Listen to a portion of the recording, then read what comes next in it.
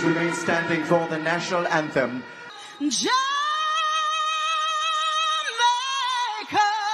land, we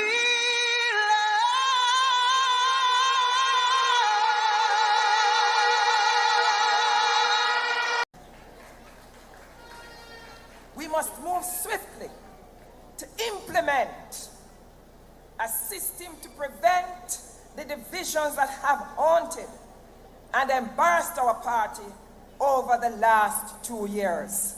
No more of it. The people are now.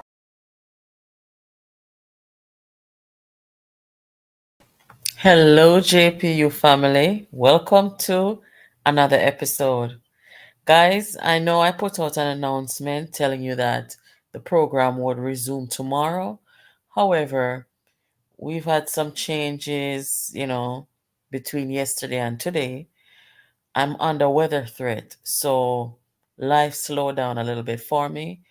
So I'm here to join you and talk with you because of that.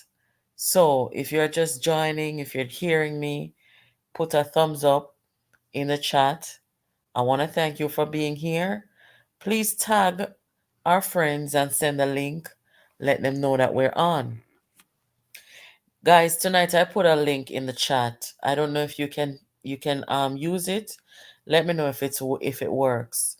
With that link, you will be able to come up in the box and talk and join the discussion. Liz is supposed to be here tonight, and we're going to have a serious talk about some things regarding our economy, regarding the middle class, regarding the working class, the poor people of Jamaica, and what the general election coming means for those people who are the masses of the people, what it means for them. So it's going to be a productive discussion, as always. Thank you guys for being back here. I see you in the comments. I don't see the moderator yet, but he should be here soon. He's always here, always on time. Somebody please look in the chat for the link that I just shared. Let me know if you can come up in the box, come talk. Moderator, thank you for joining. I knew you would be here. Good night. Moderator, please. There's a link in the chat. I'm going to allow folks to come up and talk with us tonight in the box here. So let me know if it works. You guys know when it comes to this kind of technology. There's Liz. Liz just joined the chat. There she is. Welcome, Liz. I wonder if she can hear or her mic is muted. May I hear you? All you right. hear me? Cool. Yeah. Thank you, John. Thank you for joining. Welcome, Liz. Thank you. Thank you for having me. Good night, everybody. Good night. Yeah, we're just starting. So I see everybody in the chat. Please share the link.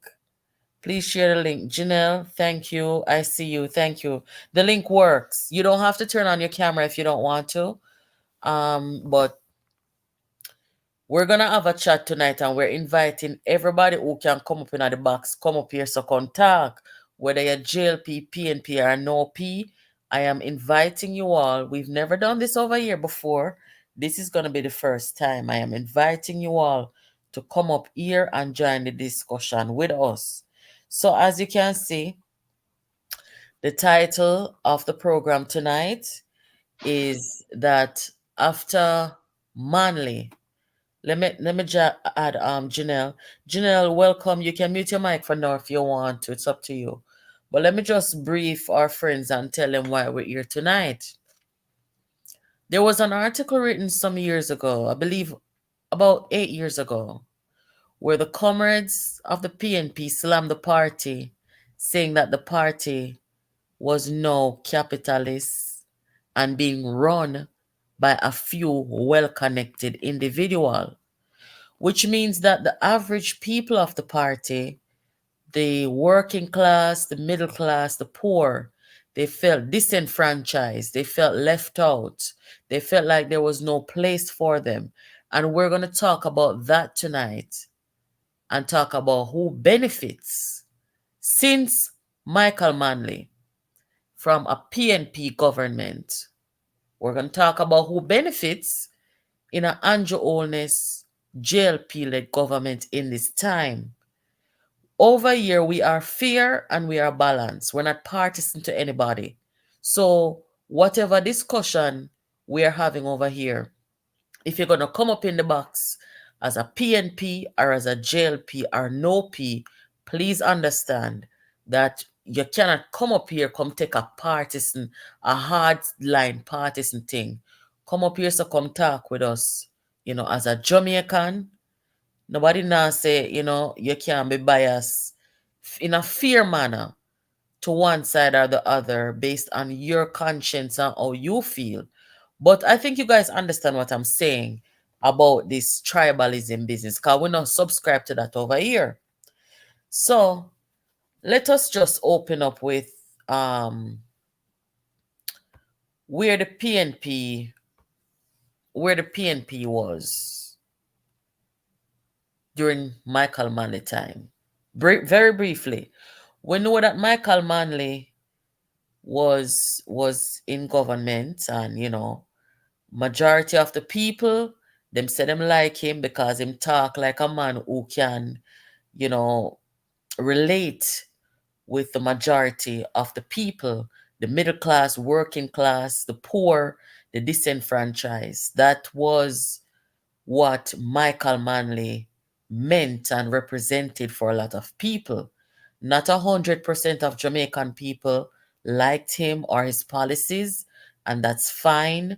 But Michael Manley is one of the most popular prime ministers of Jamaica and someone that the masses took to during that time. Now, during his time, PJ Patterson was basically removed. PJ Patterson was removed. Liz can tell you about that shortly. For reasons of integrity or lack thereof, right? Michael Manley was not the type of person who would have condoned things that would... Welcome, Erica, I see you. Something is wrong with your device. It says device not connected.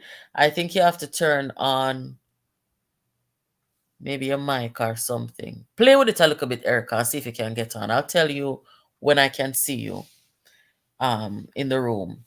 So Michael Manley was not the type of person, to my knowledge, who would have accepted and condoned somebody in his cabinet who would do wrong to the Jamaican people and to, what his government was trying to do in the interest of the people. So for that reason, PJ Patterson was removed.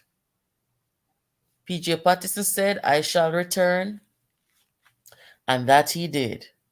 By the time PJ come back and PJ win the election and everything, the Jamaica Labour Party plunged into crisis. Internal problem over there with Edward Siaga and the leadership of the party and one heap of something. So PJ was there for quite some time. And one of the reasons why some Jamaican people, respect and regard PJ is because of how long he was able to stay in government, right? And some people would argue that, for as long as he's been there, we should have gone farther ahead. And that's debatable. So by the time PJ come in, and after PJ, then Portia Simpson Miller come in, and then the Comrades, them start voice some opinion. In a lot of people's view, they say that PJ overstayed his time, overstayed his welcome. He should not have stayed as long as he did. I personally don't believe in the 3-term, 4-term business. I don't think no human being should have a desire to want to stay in a government for 3 and 4 terms. It doesn't matter if you're doing well or not. You're not supposed to do that. Allow other people to come and make their contribution to national development. Okay, that's how I feel about that. So by the time Portia come in now, the comrades them start to misbehave. Them start say renewal this, renewal that, and them started to attack each other.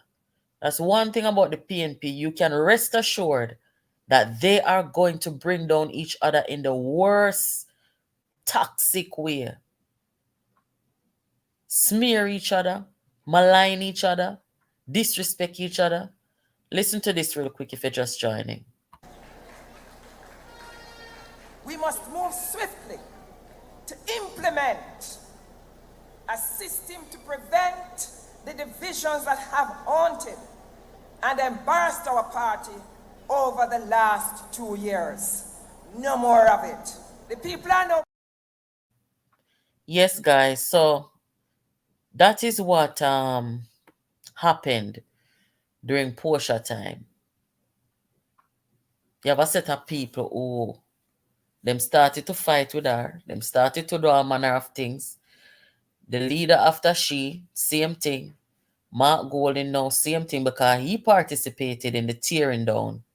And people don't want him for that reason and other reasons too. Anyway, back to the topic. The comrades them say that the PNP has become a party. Welcome, Anne-Marie, but your thing is saying device not connected. Take a look at it. I don't know what is happening. I see you, but I can't add you because it said your device is not connected. So, guys, the PNP people them slam the party. I said that the party is now capitalist and being run by a few well-connected individuals. Now, that is a very damning statement for the comrades of the PNP to make. Remember that Mark Golding come in and tell the people them, and something when take time talk, something when talk publicly. Mark Golding said, elect me Prime Minister, elect me, Mark Jefferson Golding, Prime Minister of Jamaica. And for make me and my Tapanaris friend them run the country. So it's not like he said it privately and it leaked out. He told the people publicly that he wants the people to elect him Prime Minister so that him and him Tapanaris friend them can run the country. Because remember how Mark Golding came into politics. It was not to serve the people in any significant manner, meaning that he does not have a passion for service. He does not have a passion to help develop the country. He came into politics because Omar Davis considered him one of the Tapanaris of the society. And Omar Davis brought him into the politics. What transpired later would be a disaster. We all remember the Finsack era of the 90s. So Mark Golding see himself as coming into the politics because he is a Tapanaris. What does that mean? It is a language of classism. It means that Mark Golding and those he said would be the Tapanaris, them were help him run the country. Them not fall into the category of middle class, working class, poor people. The Tapanaris class that he referred to, they're less than 1% of the population. Right? And in basically, I tell you now, exactly what the comrades said, that the party is run by a few well-connected,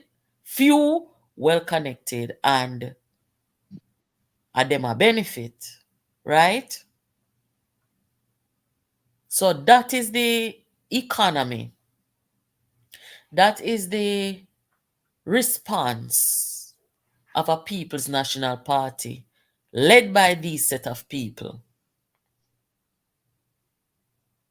to the national development agenda, to the needs of the Jamaican people and society. Where does the middle class and the poor would fit into where Mark Golding is going to tell the people them say, Tapanaris are going to help him run the country, and where the Comrades said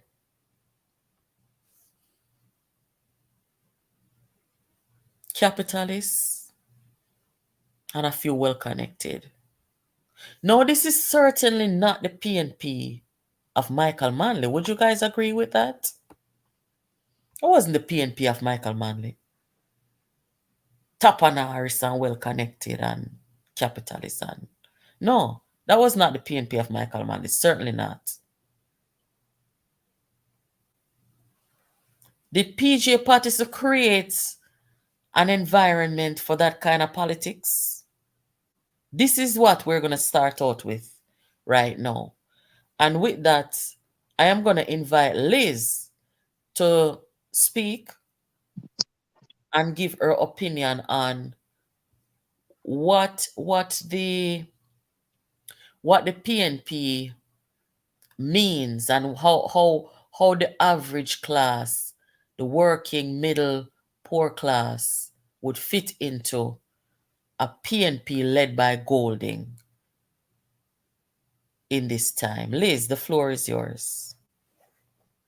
Good night, everybody. Welcome to the program. Interesting program, as usual, but this one is more dynamic tonight. First of all, persons must understand. I'm trying to help. Oh, let me clarify. I'm a member of the People's National Party since I was at Merle High School, vice captain of Manley House, the only school at our house named after a politician, Manley. Okay, I was vice captain of Manley House. We were blue. Now, the People's National Party run by or led by Michael Norman Joshua Manley really ran a fantastic, it is one of the greatest social revolution inside the Americas. For example, the unemployment ratio was about 90 something percent of the country was unemployed. The skill level, the literacy rate was also very, very poor. What Michael Manley did, it was a program that the middle class, not middle class, sorry, the so-called upper class people scorned. But there today, it is a vital situation. There was a program he started out because of the high unemployment rate, the literacy rate, the occupation that women, 90% of the women of the society was employed in. He tackled those three first. And the simple case of crash program. Many women or many Jamaicans, because of the high content of the unemployed status, did not know what it meant to get out of bed, go to work, punch in, work 8 hours, go home, and get paid by a check, a simple check, have a bank account, go to the supermarket, buy your grocery, pay mortgage, etc. Many Jamaicans did not know what that was. And that program, crash program, $25 a week, housing came, started to build, Delma Color, Dunkirk, $2 for mortgage. People now becoming homeowners, crash program people. They went into businesses, they became small businesses. So the impact, and it was always the people who was the main. He had a program also within those, the housing trust for indigent senior persons of the party. And he gave them the material and they provided their own work person, many great education. Okay. So that is under Michael Manley, and you're saying that to say it was always connected to the people. Now the PJ Patterson leadership when he took over. PJ has always been detached from the mass of the people. So PJ took the PNP from being a socialist party, achieving so much under Michael Manley, 72 to 80, right? And the Mm. PJ Patterson detached. He separated the people from the PNP and placed the PNP in the hands of right wing capitalism. Repeat PJ, that one more time, Liz. One more time. Make it. PJ, the PJ, there's a policeman in the police force while I was growing up at Central. He was black like PJ, and them call him Scan the Earth. Then, Whoa. and so PJ was also of that mentality. PJ actually physically scanned the mass of the people, and he detached the PNP from the masses, stop all the programs of Michael Manley and his father, and separated and turned the PNP into a private capitalist club, elitist club. That's what he did. Really, sir? That is a damning statement, Liz.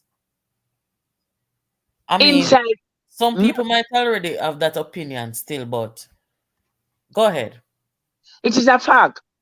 Inside, his government, his administration that he led, Dr. David Phillips maintained a socialist, a socialist outreach to his constituency, right? And he conceptualized several programs that were beneficial to the masses. But PJ made sure they never got flowing in with, because PJ turned the PNP into a capitalist elitist club, detaching it from the people. And that up to this day, there is now a battle for the grassroots. The Mm. grass, he destroyed all the internal institutions of the PNP that was um, attached to the public and the people and the grassroots level. If, for example, the Manley's government father and son advancing it. Air Jamaica was a state entity. PJ destroyed Air Jamaica. Jamaica Broadcasting Corporation, a government state entity that relates to the masses. PJ Patterson destroyed it, gave it to the private sector, RJR Group. He destroyed the common entrance, one of the best exam anywhere in the world that took you from primary into high schools. He destroyed that.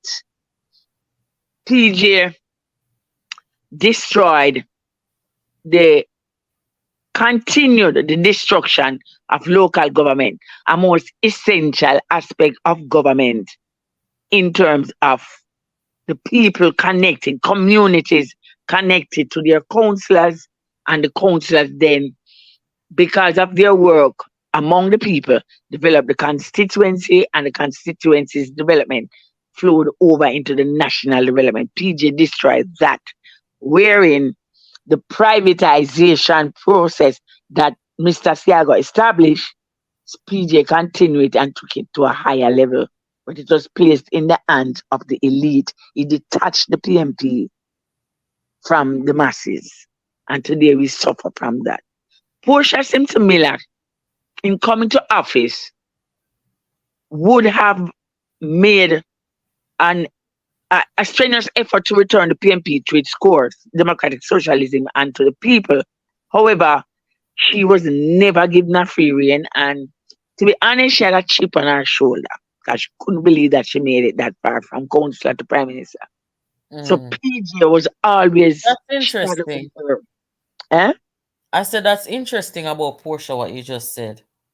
Yeah, man. PJ was always shadowing her, but she had, you see, she because she had this chip on her shoulder, she never really turned to him and said, "You did 14 years, 5 years out of the 14, two. You overstayed. Should have been two terms. You did three.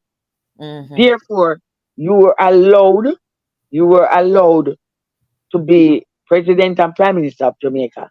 No one could Interfered with you. write and no one was allowed to. Therefore, I am saying, now that I am in charge, I must be given my chance to do it my way. She So you never, think that she should have you think that she should have really got there with him and you understand? yeah, You man, think she she should should have have really told done him. that? Yeah, she should have told him because what he did was every single, she led the party for 11 years, and Mm. every single year, he came and he spoke. Michael never did that. Oh, I see what you mean. Yeah, And that's and that's a fear. Yeah, I agree with you. yeah, Peter Phillips now, after succeeding unanimously Portia, then also is a socialist by name, nature, and action. He too, I think he told PJ, you are not going to be allowed to speak. And that heightened PJ hatred for Phillips. Because Phillips would have returned again the party to the masses where it Mm. originated. But PJ made sure it never happened because of the how he structured the party when he destroyed all the commissions. So there was only loyal persons loyal to him on the inside, and all programs, ideas coming out of Portia and Peter, the information was filtered to him, and he made sure that it never happened. But So today, it sound like PG is a real destruction to yeah man, the PNP.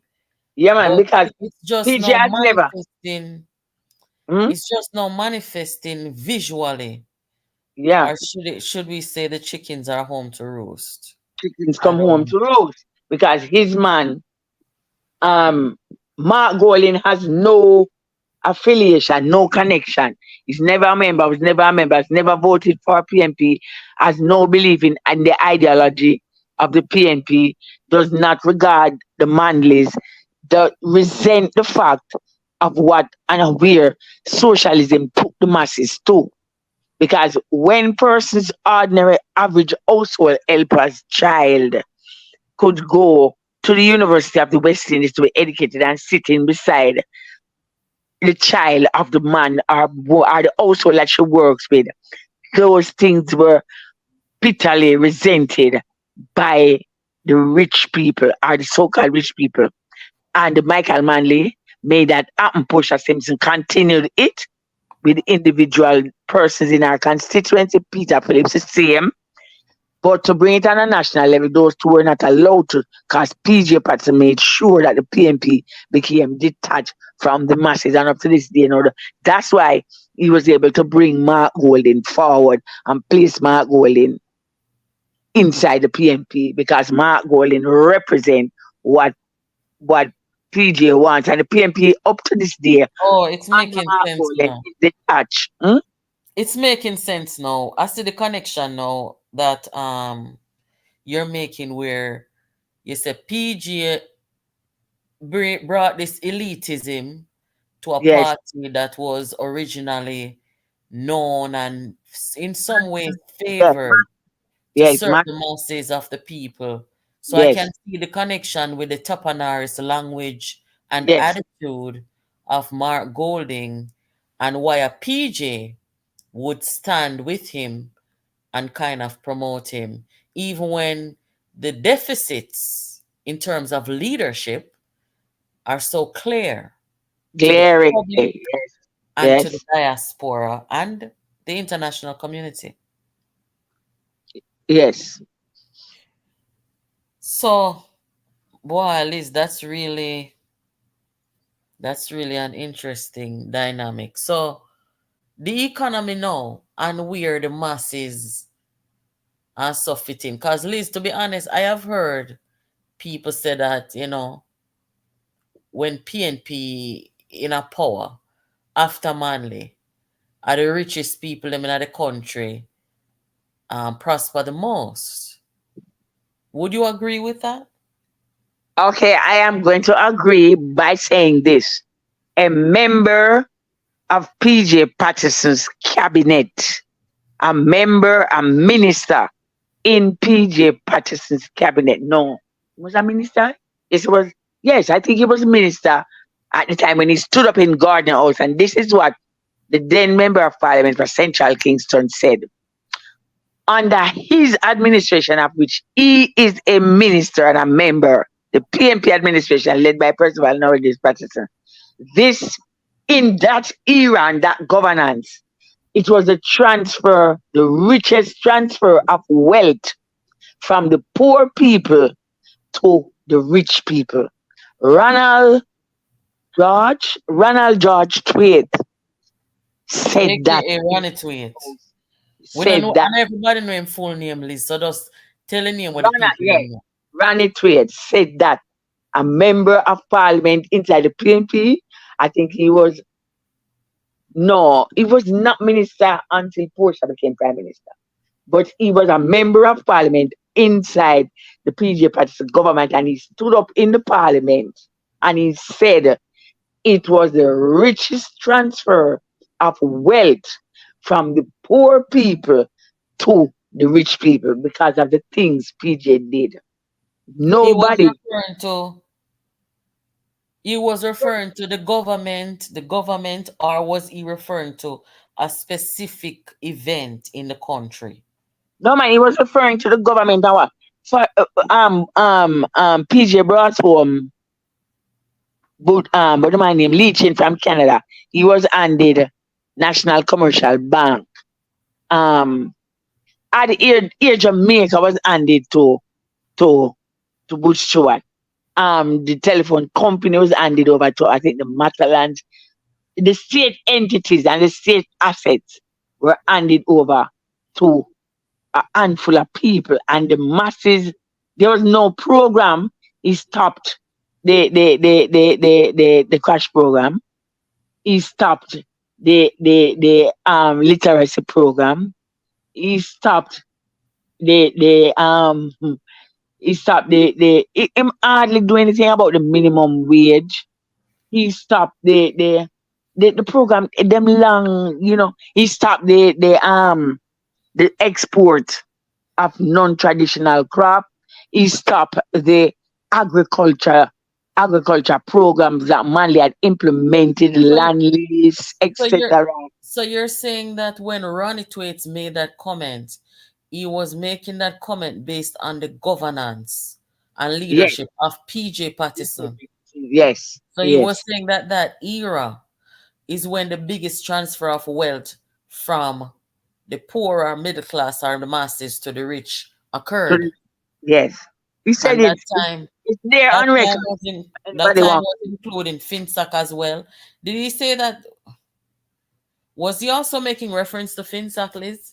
Yeah, man, all of that era, because remember, soon after PJ became prime minister, he Omar Davis soon after, because remember their reign was the same time, and Omar Davis was arrogant as finance minister, very arrogant. The interest rates on bank, the people losing, the average everyday Jamaicans who began to bank accounts, etc. They lost interest on their savings. You hear me? Yeah, man. Okay. Things like that began to happen. Everything that Manley Joshua left in place that advanced the progress of the masses, and the PNP was mass based. PJ erased all of them, and his finance minister was right in tow. And Ronnie was seeing it live, right? Ronnie was seeing it live because Ronnie was trying to get programs to help advance his and develop his constituency, and could get and Ronnie Twist got up in the parliament and spoke truthfully. I've always, although he became, I don't know why, I don't know what happened.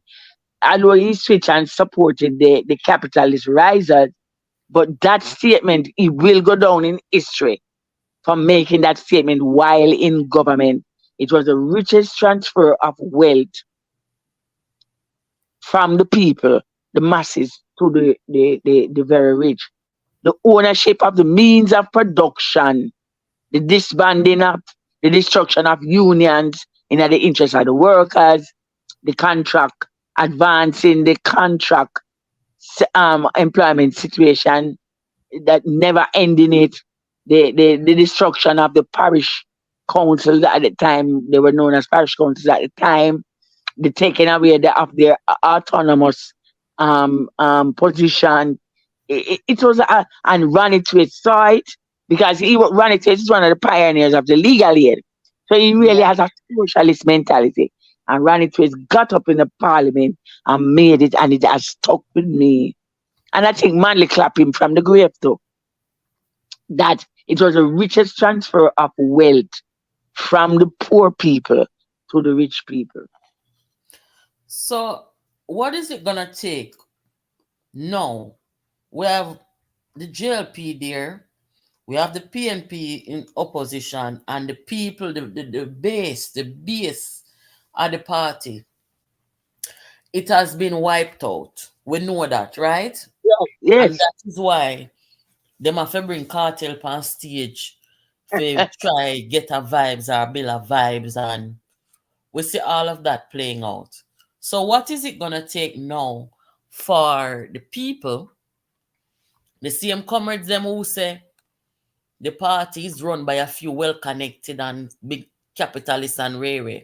What is it gonna take for those people is to view the PNP again as a vehicle and a movement that is to serve the masses of the people? Because certainly all those people you mentioned, from the PJ to the Golden Omar Davis and that set of people of that same mindset, that same attitude, that same tapanaris, me bigger than you, me have enough money than you, me don't make my money already, all of them kind of language there. What is it going to take for the PNP to go back to the PNP of the Manleys, where the focus was on the people? It is going to take, all right, one of the good things that emerge under what is happening is the PNP resistance, which has kept the original PNP alive. However, it is going to take a serious revolt, an internal revolt inside the People's National Party. Because if the revolt doesn't happen, you see, the plan is to eliminate, destroy the people's, because one may be shocked, but PJ Patterson knew that Vibes Cartel was going to be invited to the conference, because PJ Patterson said when the Privy Council ruled and sent it back to Jamaica for deliberations, PJ Patterson made a statement, I read it, that they have to let go cartel.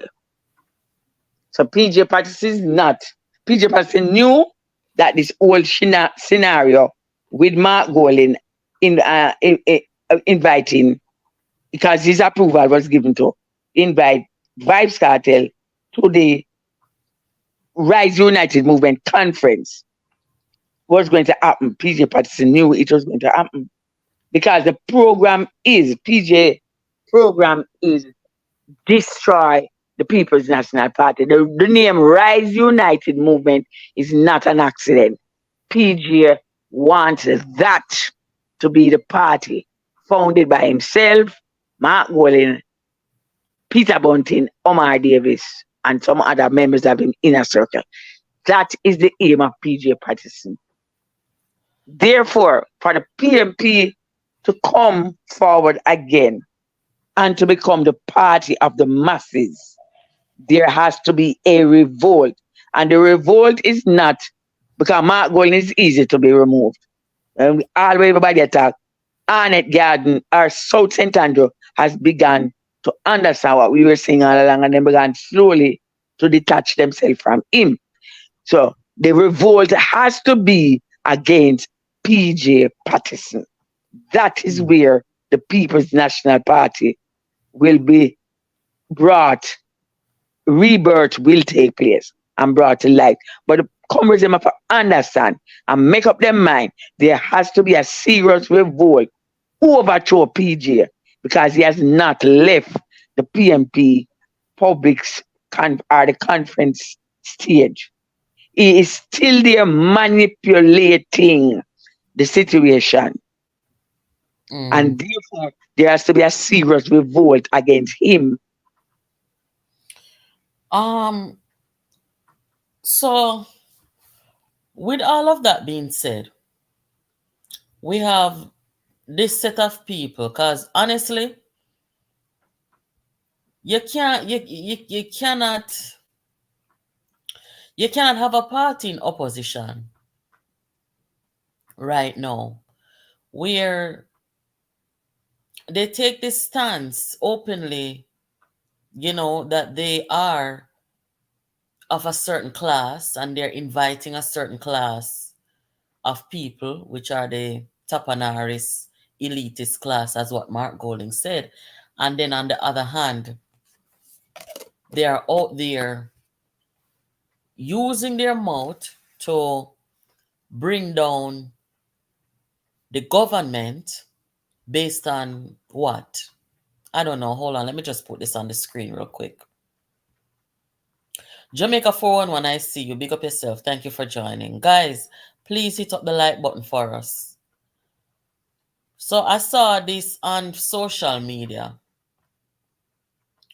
And it says all PNP has going into the election is propaganda, lies, and an IC report saying there is no proof of illicit enrichment against the Prime Minister. JLP is running on policies, ? The party that went from a man who seemed to have cared about the poor, the masses, middle class, working class, development of Jamaica, to a Mark Golding who come and say, listen, me have my money, give me the power, make me run the country with my tapanaris friend them, my elite, my rich friend them. But you're not hearing nothing about, we're 1 year away from an election. You're not hearing anything about policies, about national development. All you hear is an unrelenting attack on the Prime Minister. And I am wondering, going into an election, why aren't we hearing about policies? I mean, does Mark Golding even understand how important policies are to the people? Because like I said on social media a couple of days ago, you see the Jamaican people, I have studied Jamaica politics and Jamaica people. I'm telling you about Jamaica people. Jamaica people, not really concern themselves about corruption as long as you're not a thief from the people. Me no condone corruption no time at all. Jamaica people will tell you, so look here, the two party them corrupt. What they mean by that is both parties have had individuals implicated in either corruption or deception or dishonesty, things like that. Jamaicans will tell you that. Most Jamaicans, a vast majority of Jamaicans, them not favor none of the party them when you're talking about corruption because they are of the opinion that both parties have been dogged by corruption. No. As I said, the way all Jamaica voters them are out and stay when it comes to that topic of corruption. You see, from a man or a woman now come thief from the people them, and rob the people them, then them not really go join the wagon there, right? As we know right now, the Integrity Commission said that they cannot prove, they have no proof that the Prime Minister is involved in illicit enrichment, right? What is illicit enrichment? Illicit enrichment is when you have wealth that is unexplained. The Prime Minister presented what he needed to present to them, incorporate with them. The Integrity Commission I'm talking about, who, in my opinion, have acted in a way that is suspicious to me, because I personally think that they have been sharing information with the opposition. How do I know that? Mark Golding and Dayton Campbell, they've been on every platform saying, I call out the Prime Minister name, I said the Integrity Commission, illicit enrichment, but them come with something where them say them cannot prove it, right? So, as what this statement just said, they're not showing any. At first, me see this. Me never see this yet. I mean, even when Bruce Golding got himself in trouble trying to defend Dodos, and when the PNP go up on the road and said them are going to campaign, and Bruce has to go and ray, them still it come talk policy same way. Allow me to tell this. No, you see, Mark Golding is a weapon. Mark Golding is not a member of any political organization. Never was, never is. Still not is. Mark Golding does not. He doesn't read. He doesn't understand politics. Mark Golding formed a connection, a bond with himself and Omar Davis in the mid-90s when they had the bank, Derrin, Bunting, and Golding. It was about money and capitalism. Mark Golding, as financial negotiator for Derring, Bunting, and Golding, became a billionaire. He never come with no wealth. He never born him father, never rich, and he never born no wealth. But because of the Omar Davis PJ connection and the bank and the lies that they got, the massive amount of sweetheart deeds, himself, Peter Bunting, and Derring, Christopher Derring, who's a genuine comrade and was pulled back and left them, they became billionaires. They made a statement after they made it, they became billionaires, and they created the artificial meltdown of the financial sector, which gave birth to FinSac. After they became that rich, they made a statement, Bunting and Golding, they are going to be running Jamaica. Peter Bunting as Prime Minister and Mark Golding as Minister of Finance. So they will be controlling the power of the state, and they would control the financial wealth because they have an ambition to establish offshore banks. Mark Golding is not a politician. He's not about politics. He's not about the Jamaican people. He has no ideological content. He's not even a good capitalist because if people paying attention, no Tapanaris not give no money, no Tapanaris not come amongst him. So all his presentations are what you call hogwash. And take the mic, he's a leader of an 86-year-old organization. If you go back and look at all the conferences, nobody has ever, him just grab the mic, come on the mic, and him start talk. There is no recognition of protocols, etc., etc. In South St. Andrew, where he has been for the last 7, he has implemented no social program, no advance. More people died in South St. Andrew. Stick up in right there, Sam. Please, don't lose your chain of thought. I just want to say this before I forget because my memory, sometimes can play a little game for me. But right now, in South St. Andrew, I want to just talk briefly about something that is happening in there. I know this constituency very well. I actually left this constituency when I migrated abroad. Grandmother, cousins, auntie, all sort of family member from this constituency. So we know the ground pretty well. Street to street, corner to corner, borderline to borderline. There's a serious situation happening in Mark Golding's constituency down at Craigtown between warring factions. I was actually surprised to learn that this group or this gang in there, them still a operate. How long now me there for? In 23 years. Later, this group is still functional, operating. So, if you guys have been paying attention, you will know, say, right now, curfew is in the surrounding areas. From, if you know the constituency, from Calvary Cemetery, come down past Sly Pen Road, and all them places there since the last few days. This crew or this group of people, I don't even know if me don't know any of the gang man them they know, because who know dead out, migrate, deport, runway or kind of something. 110.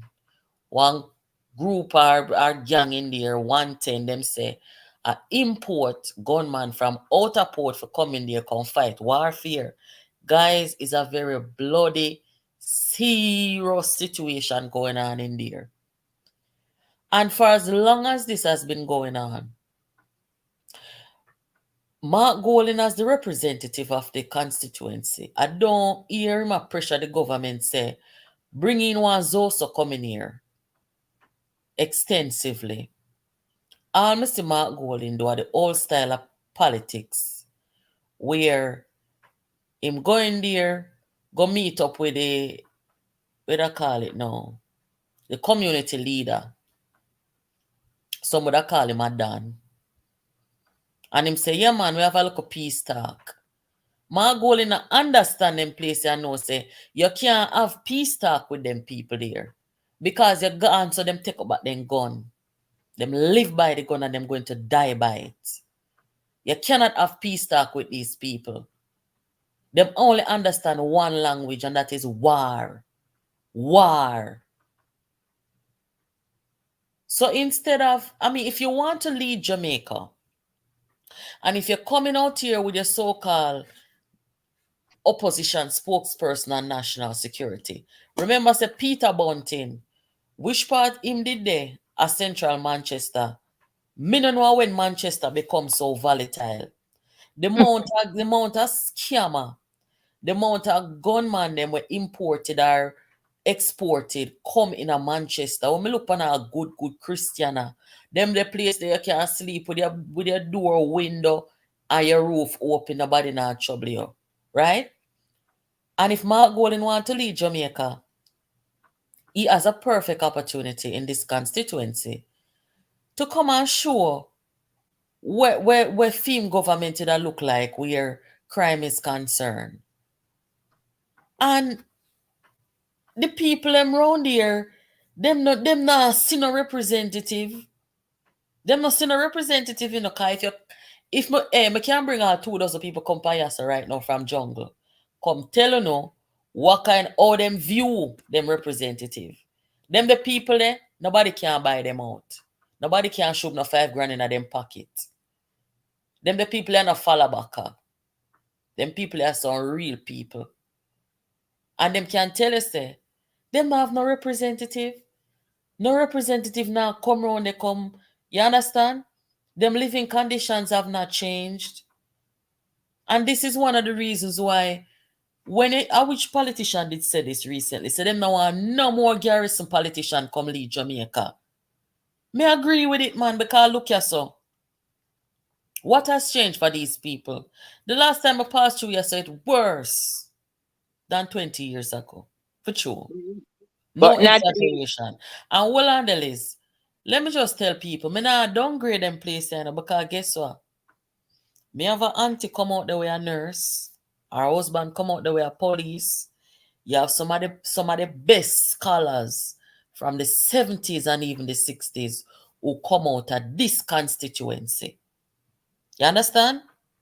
But the violence and the neglect have taken a toll on the people, their mindset, their outlook, and the whole situation is just terrible.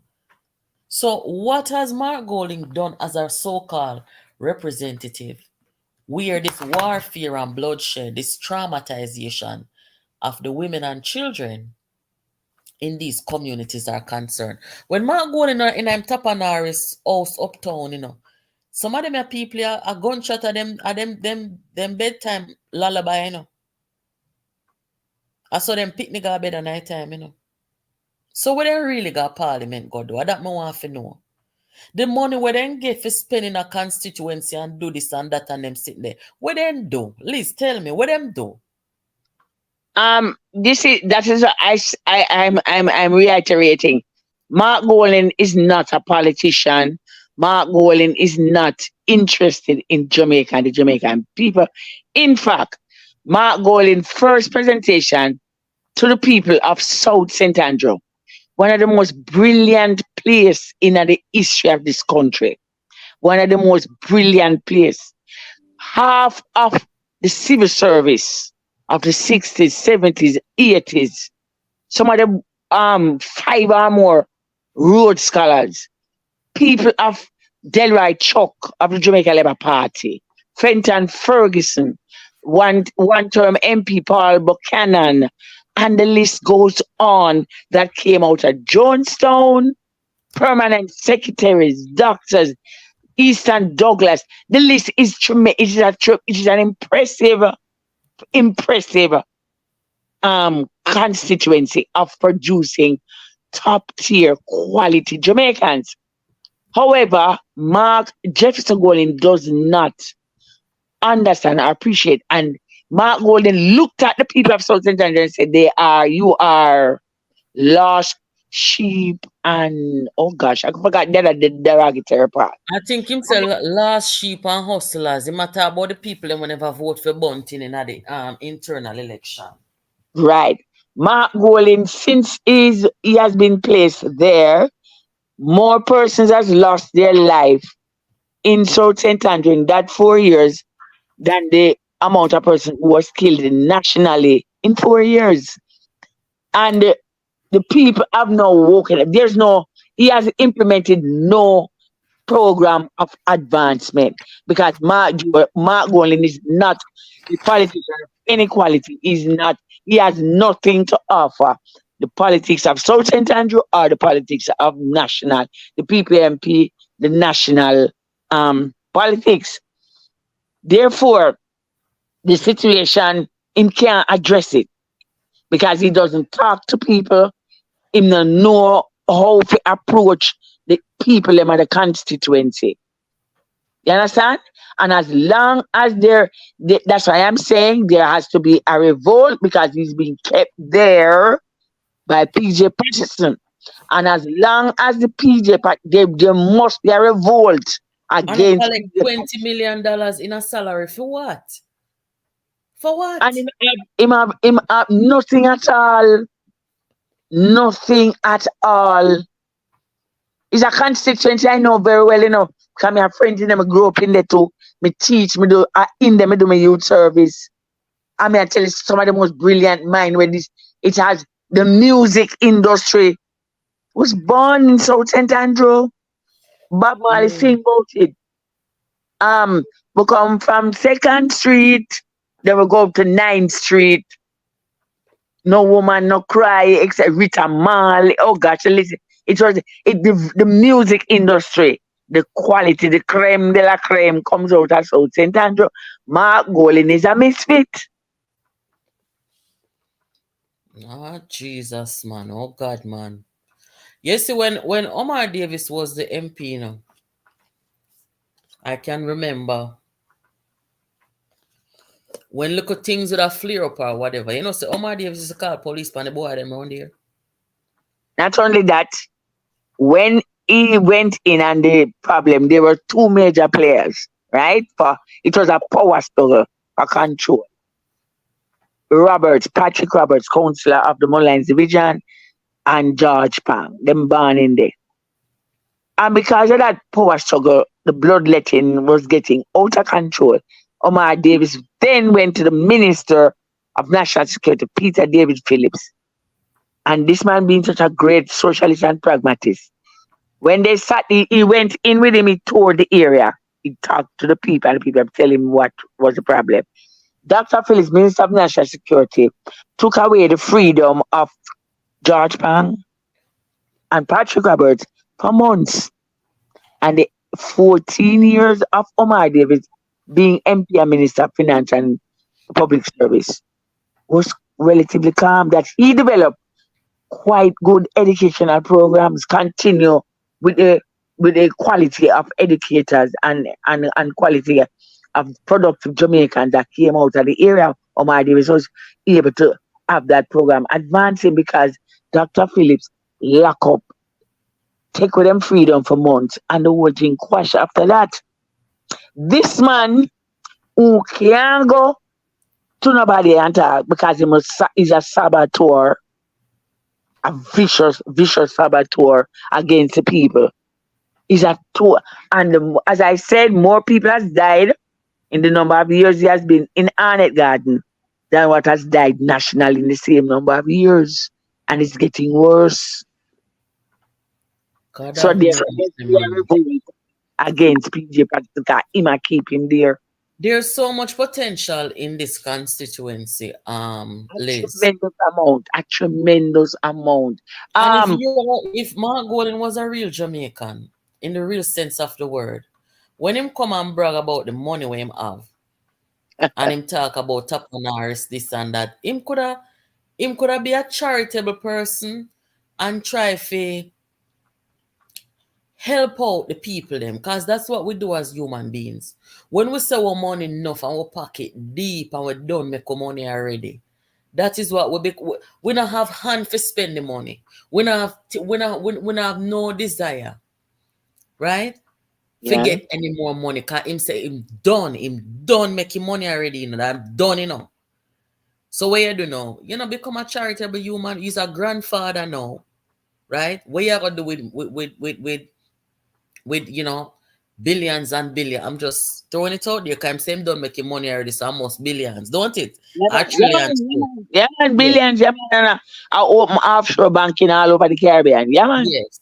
So go be a charitable individual and a patriot, man, and show your pedigree, man, and go in there and uplift. Cause potential in there and I just help some of my people them want, you know. May I talk about the young middle class Frederick people. Dakers come from Arnett Garden. Frederick Dakers is the world champion silver medalist in discus. Went to Calabar High School, graduated from University of the West Indies. He also went to 2 Olympics. Yes. Dr. So Liz, I am saying that to say, if Mark Golden cannot, as a Tapanarist elite, model his constituency as the Jamaica that he would want to see and the people to live in, then what good is he for Jamaica to begin with? If he cannot show his constituency as a model, remember, you know, every MP now have to do what him do because him say my Tapanarist, you know, him say money enough, you know. So maybe the other rest of MP them now no money for do what him can do. Remember, him not come with charisma. He not come with leadership experience and ability. He No. not come with persuasive speeches. He not come with any kind of Advanced policies, etc., etc. right. You see where I'm going. So at least come with some of the money then and put it to good use and show Jamaica. Say, listen, and me represent them people here. And this is, look here. You have King Charles did have a foundation. I think he still has a foundation in the Rosetown, South St. Andrew area. Yeah, man. Yes, he does. It used to be more active back in the day. I don't know what it's like now. And you have other peoples, other members of society who try to, you know, help out as much as they can. Right? Yes. Mark Golding talks about the rehabilitation center that his father opened with his father's name on it and everything. It's not free service them give away up there. Don't you have to pay to get treated up there? Yeah, man. I have to pay for the prestige system too. Yes. So what has he done that is in keeping with all this money he claims to have? Oprah No. Winfrey Go Africa, go open school. Mm-hmm. I can reel off dozens of names right now of people who are of the so-called elite class and what they've done in terms of being charitable, Yeah, right? man. Because you see, when you come, especially when you come from humble beginnings, and you climb the ladder and you make it to the pinnacle of success, you're never gonna forget where you come from, And you're No, gonna understand the plight of people who are less fortunate than you. And you're gonna try to, give back, because that is what humanity drives us to do, right? yeah, So we not really, and even the British royal family, then go around and then put charity as so charity there, so for still being in the good graces of the people and for forgive them for colonialism and destruction, and them continue to do. What has Mark Golding done? absolutely nothing more than attack, attack, attack the PNP. But just to say something, you said something earlier about when people climb from humble beginnings and reach the pinnacle, then them come back and them don't forget them community. One of the things resonating in your country's campaign was in the interview yesterday when President Harris said, people, she's president, right? Vice president, so she's president. Currently, yeah. When Kamala Harris asked the question, because that has floored Donald Trump.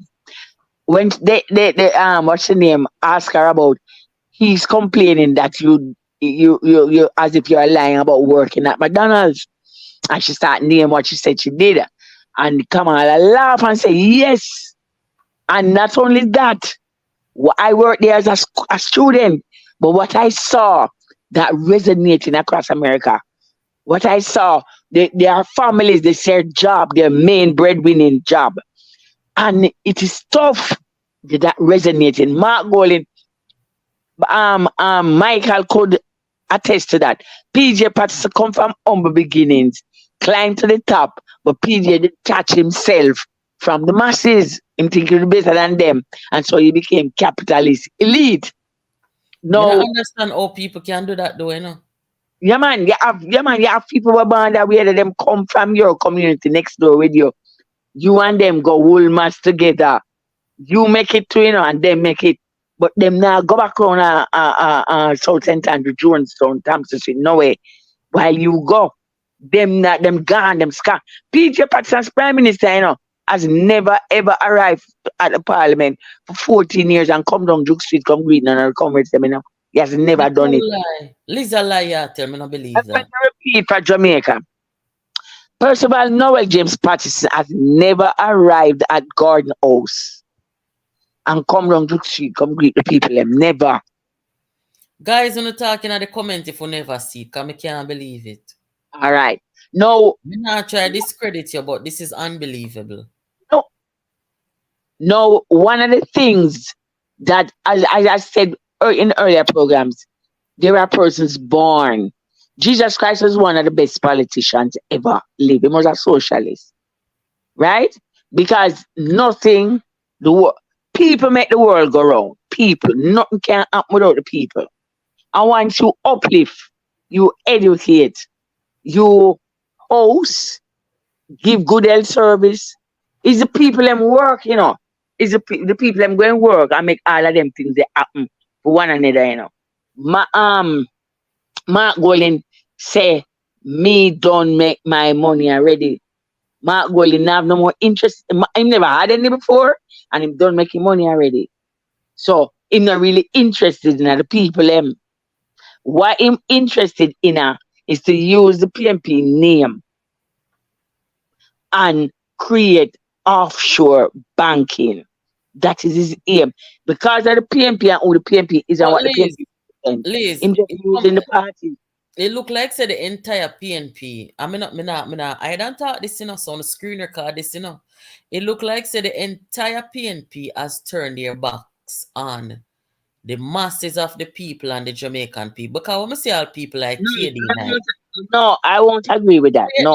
You not have to agree. Let me just explain my point now. When we Yes, see all right. people like KD Knight, when we see people like Me not talk about Dayton, because Dayton I want to look a mad boy, riffraff.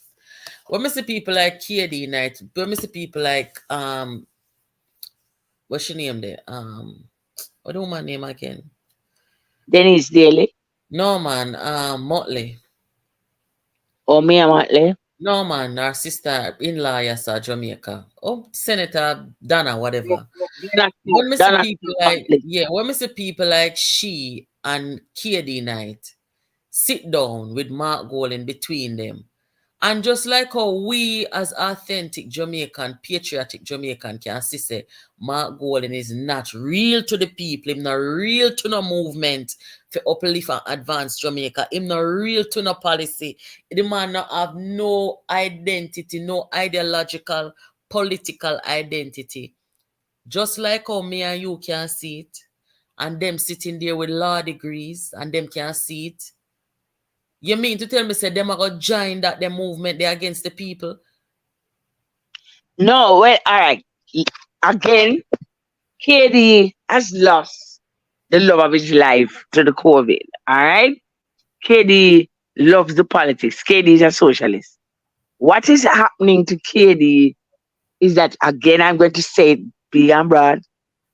PJ Patterson's using the phone stridently and he's calling because him realize, the people are beginning to wake up to Mark Golding. Mark Golding is a fake, is a fraud. A faker trying to be a maker, but it now work. So what PJ is doing, persons like the party and the people and the comrades love KD. So what PJ do, call KD and beg him to create this image and put KD in the same space with Mark Golding, right? Mm-hmm. Because it was KD who came out the week before, on the Vice note that arose many comments that the resistance has been telling them that Peter Phillips was sabotaged, and the statement was made that Peter Phillips is the only PNP president that will never become Prime Minister of Jamaica. PJ Patterson said that. PJ Patterson made that statement and he did enact it. So KD has lost the love of his life and he's a senior member of the party and he loves the party and he's fighting for the PNP. But PJ keep calling him and asking him to present himself in the presence of Mark Golding, to give Mark Golding a sort of image, but it's not working because PJ, even in the press conference, KD made sure that he was not talking about Mark Golding. He was talking about Bruce Golding when he said Andrew should pack his bag. Now, Donna Scott Motley, born in Clarendon, also from a grassroots background, successful lawyer. I do not understand what really has happened to her, right? Because one would think that when Lisa, having 2020 vision, made after she heard Mark Golding announce at JC that we are now Rise United movement, and Lisa said, no, I'm not going to be a part of Rise United. So Lisa stepped. I thought that the progressive wing of the PNP would follow Lisa. But it's only the resistance and the grassroots who are stuck with Lisa. But there has to be a revolt. Because if there isn't a revolt, then we as Jamaicans is going to be in serious trouble. Because PJ Patterson determined and serious, in April, him determined to destroy the legacy of the Manleys. But the good parties are infamous want to destroy too. Because PJ Patterson said, I think, that Michael Manley should not have fired him. And he was warned, don't make it happen again. Because you got away with him. You're not wrongdoing, make him get fired. Of wrongdoing, make him get fired. Yes. 1978, he earned $30 million from the Iran sugar deal. Michael Manley campaigning to come back to office in 1989, told all candidates and won that the PNP would never do any such thing again. PJ Patterson became defiant and did grant a $300 million waiver. Michael Manley fire him. Him should have called the police in upon it.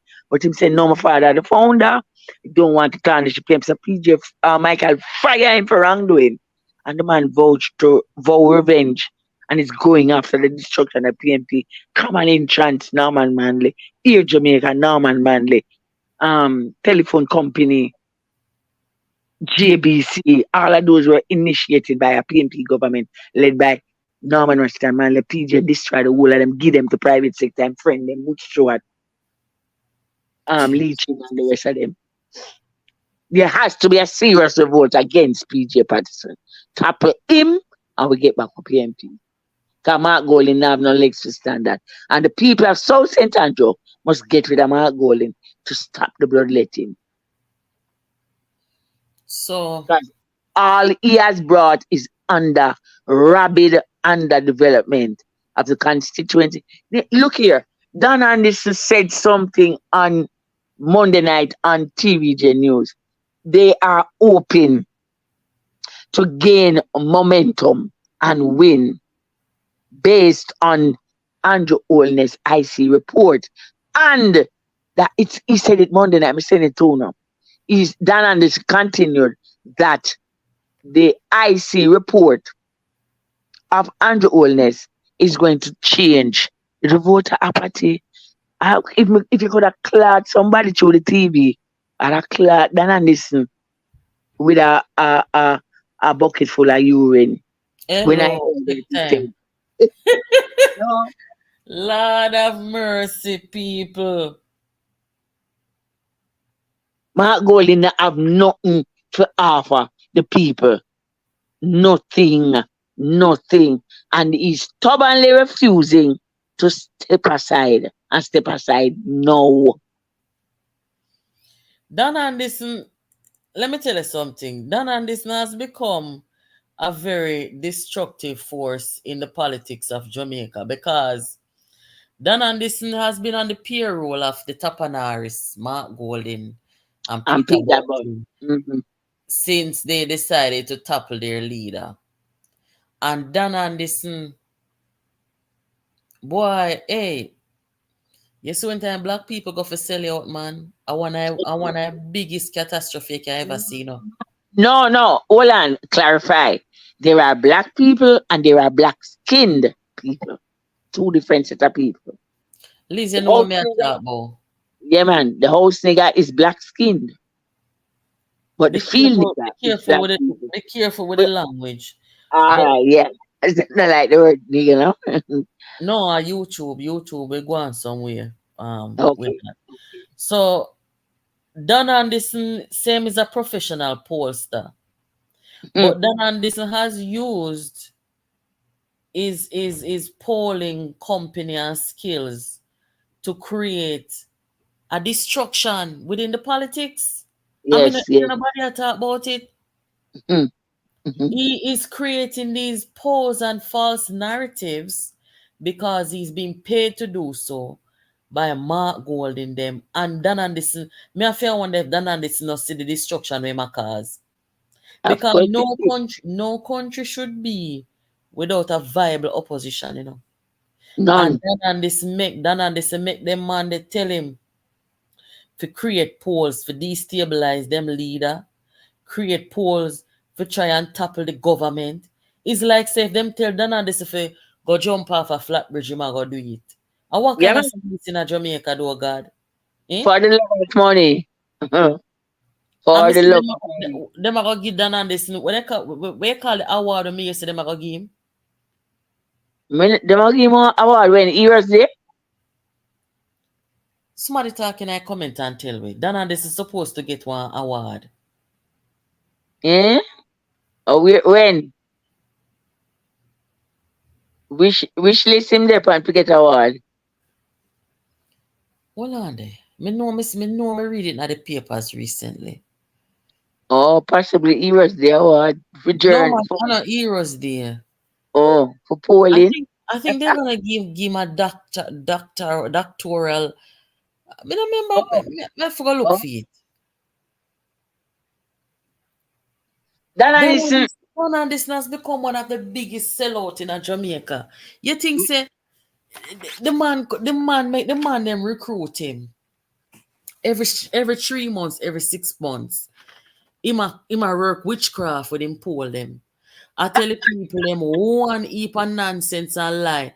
This is the same man enough people. This is the same man who tell Peter Bunting who run poll after Bunting PM. And him tell Peter Bunting say in the poll say him is fearing off better than Peter Phillips. Mm-hmm, Him can beat Andrew Holness. mm-hmm. When the election run and everything done, Peter Bunting get a proper backsiding from the man who him say too old for lead. And then a woman take away him seat. And then and this never see them thing, them never run poll and ask them the question there. So Dan and this not can tell Jamaica now say what? Say the Integrity Commission report, which says that them couldn't find nothing to incriminate Andrew Holness upon illicit enrichment. And then couldn't find nothing else where them say them might investigate 2 year, how much in $1 million and this and that. At that now, Jamaica people them are gonna do and turn them back on the government. But listen to this. Hold on, Daniel, hold on. listen. I wanna look at East Portland real quick. I see some campaigning are going down there. You have East Portland should be in the chat. Our friend down there in East Portland. Tell us what's going on in the chat. Because I see some campaigning, I see some canvassing, not just in East Portland, but all across Jamaica. The Jamaica Labour Party and their workers have been on the ground. I have seen Venetia Phillips. I have seen the people of St. Ann. By elections, five by-elections. Yes, all across the country and the The different constituencies. 30th, the 30th of September. Then I think there's a council division in Portland, one in St. Thomas, and one in Clarendon. No, that's 3, 4, and there's one more, 5. Dalrymple and the Minister of Finance. So there's about 6, 7 by-elections. So the JLP are out, and you don't see nobody else. Yes, and I'm saying what's going on because you know, me no know what to say. Even down there down at East Portland, I was having a conversation. One of our subscribers from Portland called today to say, that man named Isaac cannot come down here, come beat the member of parliament. I said, well, why do you say that? The person said, listen, the people of East Portland, even if they want a change in MP, Isaac Buchanan and Cartel them is not the change that the people would want. They're unfit, they're crooks. 2 ex-convicts, whatever people are doing them, they're not associated with them there. The person is right. I am ex-convicts. Liz, I am actually curious to see that race, because I'm actually curious to see how the people are going to respond to these 2 candidates. I don't know because even though you might have said them are ex-con and whatsoever, you see? This tells you where the politics has been dragged to, If people can be, even we are caught up in it by giving them free publicity. This tell you where and what. I don't say free publicity. We are talking about what's actually happening, and I'm saying, even though people might turn their noses up and ray, the truth of the matter is sometimes the way our Jamaican people operate politically, we stay as Jamaicans, everything what we are doing, every God Almighty thing that we are doing, it have a little hype in it. Whether our politics, whether we are those sports, no matter some kind of entertainment, that's who we are as a people. That's true, and the quality, that is the quality of the politics of the PNP, because as you rightly say, the Cause hype. when this lady here did a keep fair campaign or something, she keep a stage show. Remember, she did keep stage show with how would it down there again? How which entertainer down there again? Me no remember. The people them can tell we in the comments. I So remember there was the PNP who kept one with Beanie Man too. yes, that's what Right. yes, that's That what is me what I say. we're saying. With our politics, you Mm-hmm. have to have you have to, them have to bring in dancehall, them have to bring in not even reggae the people them now use in a reggae music. You can really draw on the strength of conscious lyrics and entertainers. But Good. when I do that, the people them a draw for the dancehall people them. And I just don't understand it. There's a time I am not anti-dancehall, but there's a time and place for everything. If I were a politician in Jamaica, I would rather have reggae artists coming to sing or perform who can raise the consciousness of the people I'm trying to represent. That is not a situation where dancehall belongs in, because more than half the time, some lyrics were really not have nothing to do with a movement of this sort. You understand what I say? Yeah.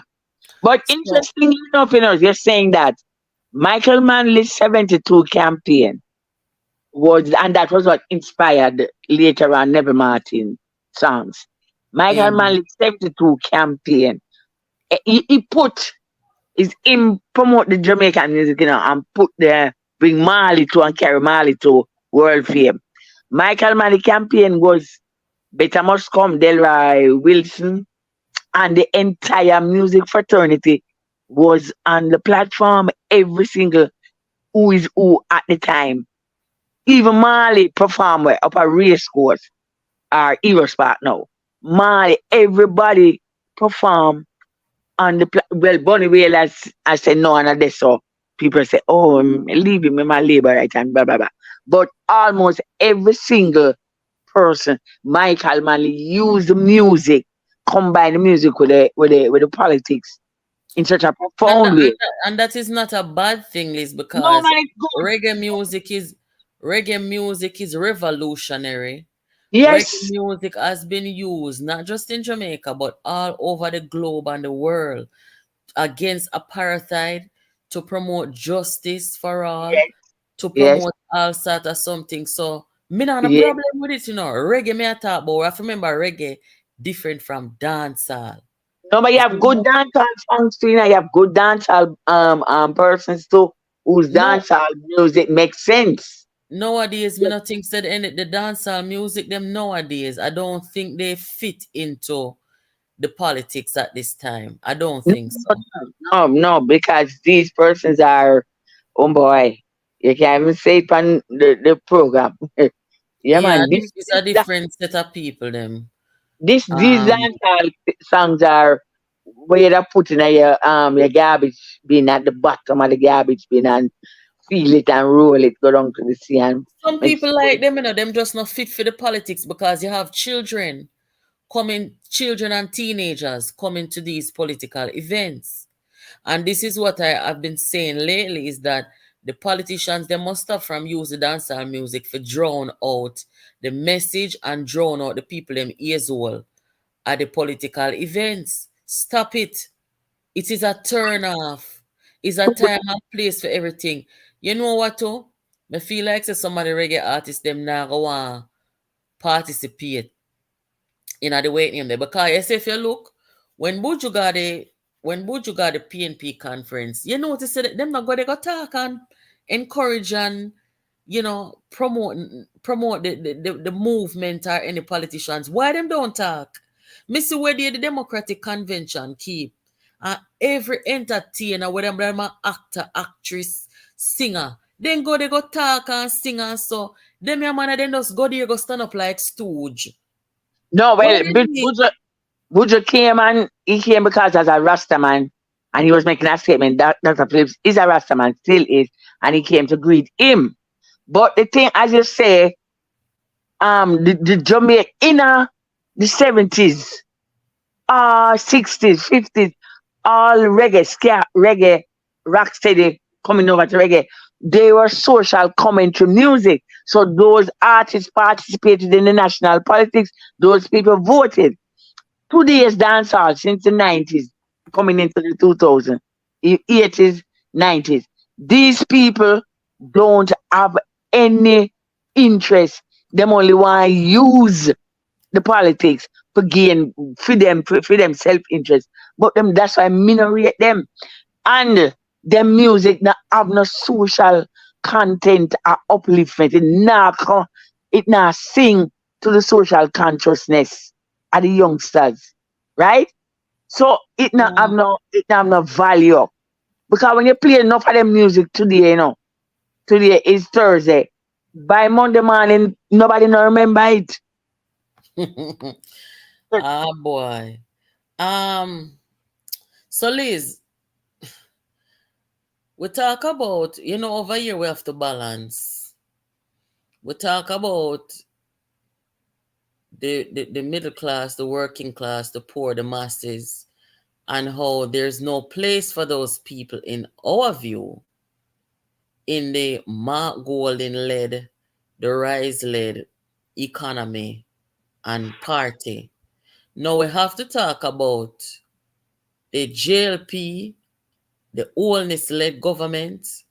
Where does the middle class, working class, masses, average, poor people fit into that economy and, that kind of movement and, things like that?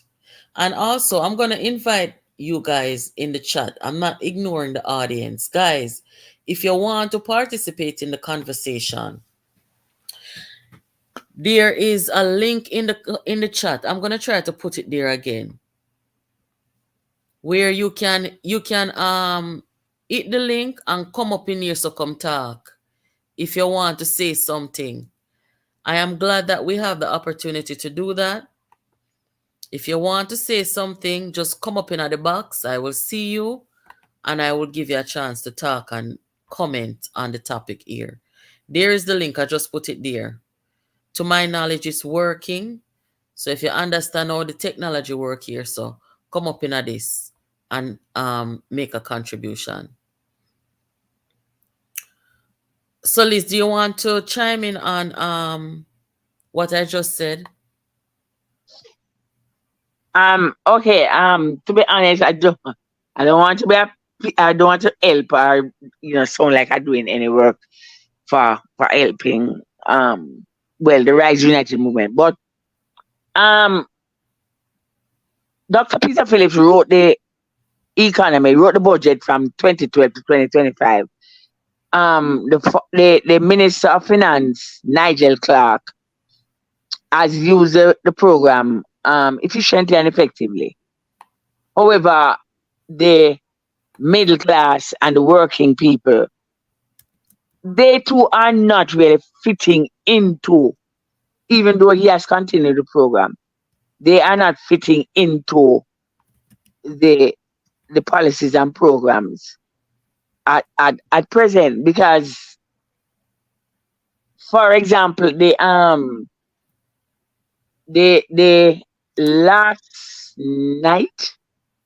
last week, a young man who is a construction expert said that the government has shut out the Jamaican construction industry and the expertise.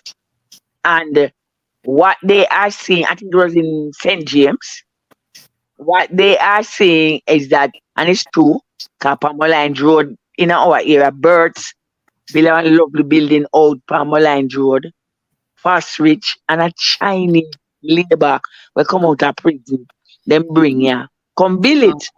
Therefore, right. Hold on the list, just a second. Let me just acknowledge the people in the box. We have Peter come up. And I'm just going to mute your mics real quick until you're ready to speak. And we Alright. have Loving Gun come up. Moderator, I see you, but it says your device is not connected. I don't know what it is that you need to do, but see if you can fix it, and I will just add you to the stage. Thank you for joining, guys. Liz, finish up your thought, and then I will let these guys come in and join the conversation. Yes. The young man was saying is a very good graduate from UTech, and he's very good. But they are not, as a subcontractor, they are not seeing, and they have been shut out of the corridors of employment in their own country.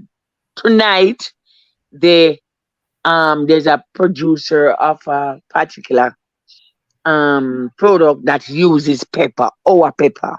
He's saying that he has lost Costa Rica. Oh, I forgot the first country. England, I think, and Costa Rica market because there is a serious shortage of pepper because the agriculture sector is asking that something rather should be able to go in and help the farmers plant outside of the regular hurricane season so that they will be able him have storage, but him say our pepper is one of the world's best, right? You love pepper. Pepper good for cold, kill cold All neighbor. right, Liz, try to finish up so that we can add the rest of Yeah, people into the right, conversation. yeah. So there are aspects that is not the middle class, working class is not fitting into the present administration. All right, so Rich, since continuous though. all right, thank you for that. Liz, I'm Yeah, gonna mute you and I'm gonna put on the yeah, mic of man. the next speaker. Yeah, I But will stay listen. stay with us, yeah. Yeah, man. Peter, you were the next person to come up. I'm gonna let you chime in here, okay? Hello, yeah. Yeah, good Good night. night. Good night. Thank you for Good night. joining. Yeah, most welcome. Good night, Liz, and good night, all the audience. And you're doing a very good job. But Liz, Thank you. sometimes I said you are saying some good stuff, but sometimes you speak very biased when it comes on to politics. And No man, not really, not attack Liz or talk to Liz. Talk to the audience and tell the audience, um, how does the average middle class, working class, and the poor people fit into the JLP government leadership economy? Cause well, Liz talk for your mind and you are talk your mind, yeah, well, where I see it, not, and to the audience. If what this government doing at the moment towards the middle class and the poor class, I hear say something very important. What's going on over in that area, and so I saw Saint Andrew Yeah, man. because yeah, right, and it's a very and most person don't talk about it and read it, and I happy when you do that because what happened? The person them not calling for the say they need police. They asking Mark Golden to come and spoke, just come and spoke to the person, and I think that is wrong. They should make, as you said, Omar Davis would call the police and soldier. But the thing is, Mark Golden don't want no Zozo down there because he don't believe in it. So I don't see why, because he's not the police or a soldiers. But as I said, that is it. But I just want the person to understand. And then what I see the government do the other day, because even my daughter get one of the scholarship to the University of the West Indies down there. And I think those things are good when person perform well in school and you offer scholarship for them to go to the university. And I appreciate those things, and things like those. It's doing well to help the poor and the middle class, and even the art. When you change the art system from you have to pay to go to art or whatever, he paying kids to go to art that they can get some form of trade instead of, and the opposition and the MPs them should encourage a young person in their community to go towards it, because they're very good for them to go to art. and they giving them 60,000 a month for that. And I think that's is a good program. And we must talk about these things and see these things. We must talk about these things and encourage it. That's why I say you're doing a very great job. Natalie, you are a person we should nominate and to get award for the work you're doing toward, because you build in Jamaica, telling the people what's going on in Jamaica. You're not talking bias like some person, one-sided. You give the truth. If it's JLP you doing something bad, you're going to say it is PNP. You're going to say it. You're not going to just talk on one side. And I love that. Thank you. I appreciate that. Yeah, that is just like what the American person, the Republican person come out and spoke there at the Democratic conference. Said, listen, they're talking about America, not party. But majority of person put party first, they don't put the country first. Patriotism. Patriotism. And those things is wrong. Well, I thank you. Thank you for chiming in. I don't mean to cut you short, but let me just go now, yeah. Yeah, man, thank you, respect. The next person that came up, Loving Gone. Let us hear what you have to say about the average middle class, working class, poor people. We've already established that the kind of PNP that we're seeing, where the comrades were of the view that the party is capitalist, only the well-connected individuals running the party and the other people, them, what we consider average, middle class, working class, poor, don't feel that they have a place there or that it caters to their need. We have already unapologetically established that. No, the same thing goes for the Jamaica Labour Party. How do you think that these people, the masses of the people, fit into the JLP economy and what is happening or lack thereof? Yeah, good night, Miss Nat, and to the rest of the panel. Thank you for joining. Liz, who is a very familiar person. I mean, she's a well-known person on the talk show circuits. I mean, the Mutty Perkins of the past and all of that stuff. Here, listening to her tonight, I mean, I'm hearing a side of her that I wasn't used to. So thanks for you and your vlog. You have brought out a part of Liz that we have not heard. I mean, she's becoming more what they would say now, more mellow. She's mellowing out. Yeah. So oh God. Yeah.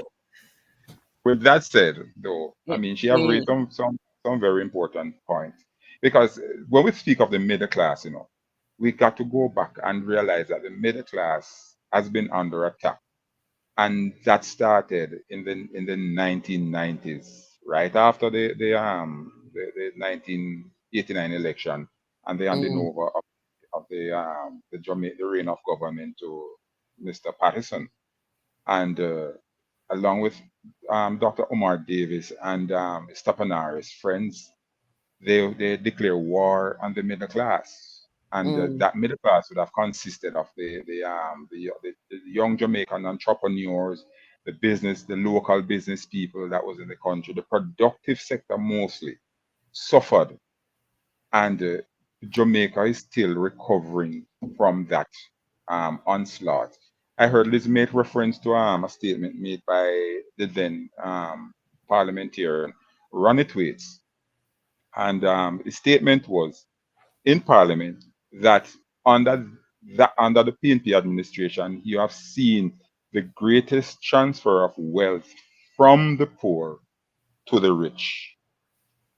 Devastated the thing. Now what we're seeing as a repair effort, and give to each person what they deserve. Nobody can take away the fact that, yes, Andrew in 2011 said that the Jamaican people should expect bitter medicine. Well, a good doctor knows that if you're going to prescribe a remedy for a situation, you got to try and put it in the most palatable way so that even though it is bitter, the patient will still be encouraged to take it. However, Dr. Peter Phillips was allowed to administer the bitter medicine. Fate would have it that Andrew Holness, who prescribed it, now comes at the back end when the medicine has been administered.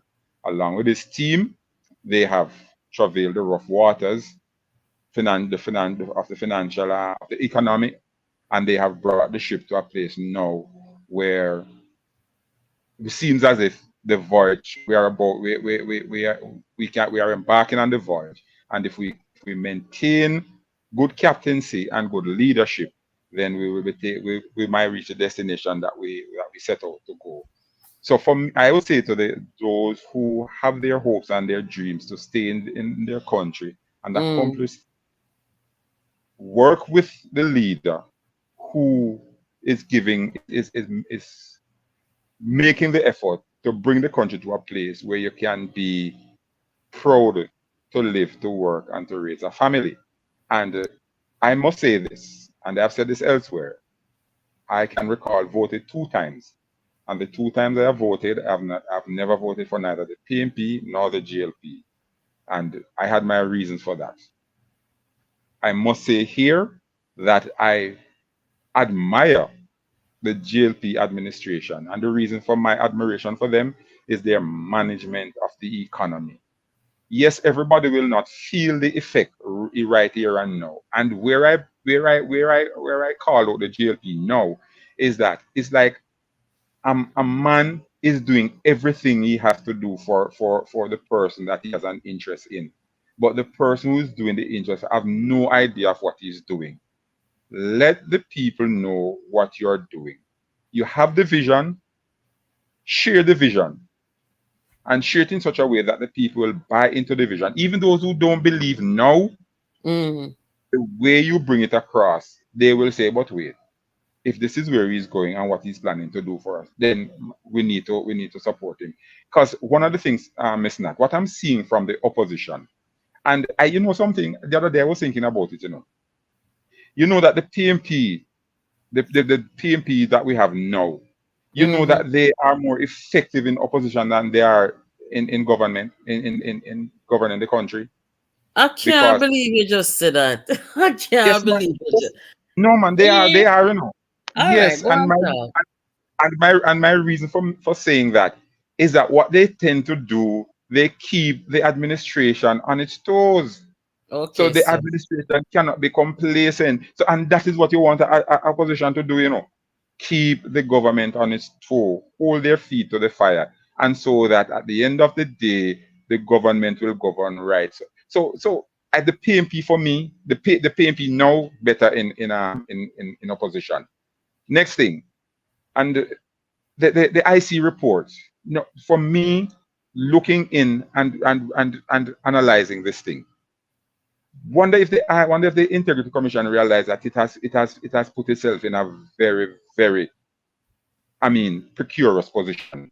That your responsibility is to ensure that all the law that governs you and that what you are there for must be done. Okay, statutory declarations are given to you.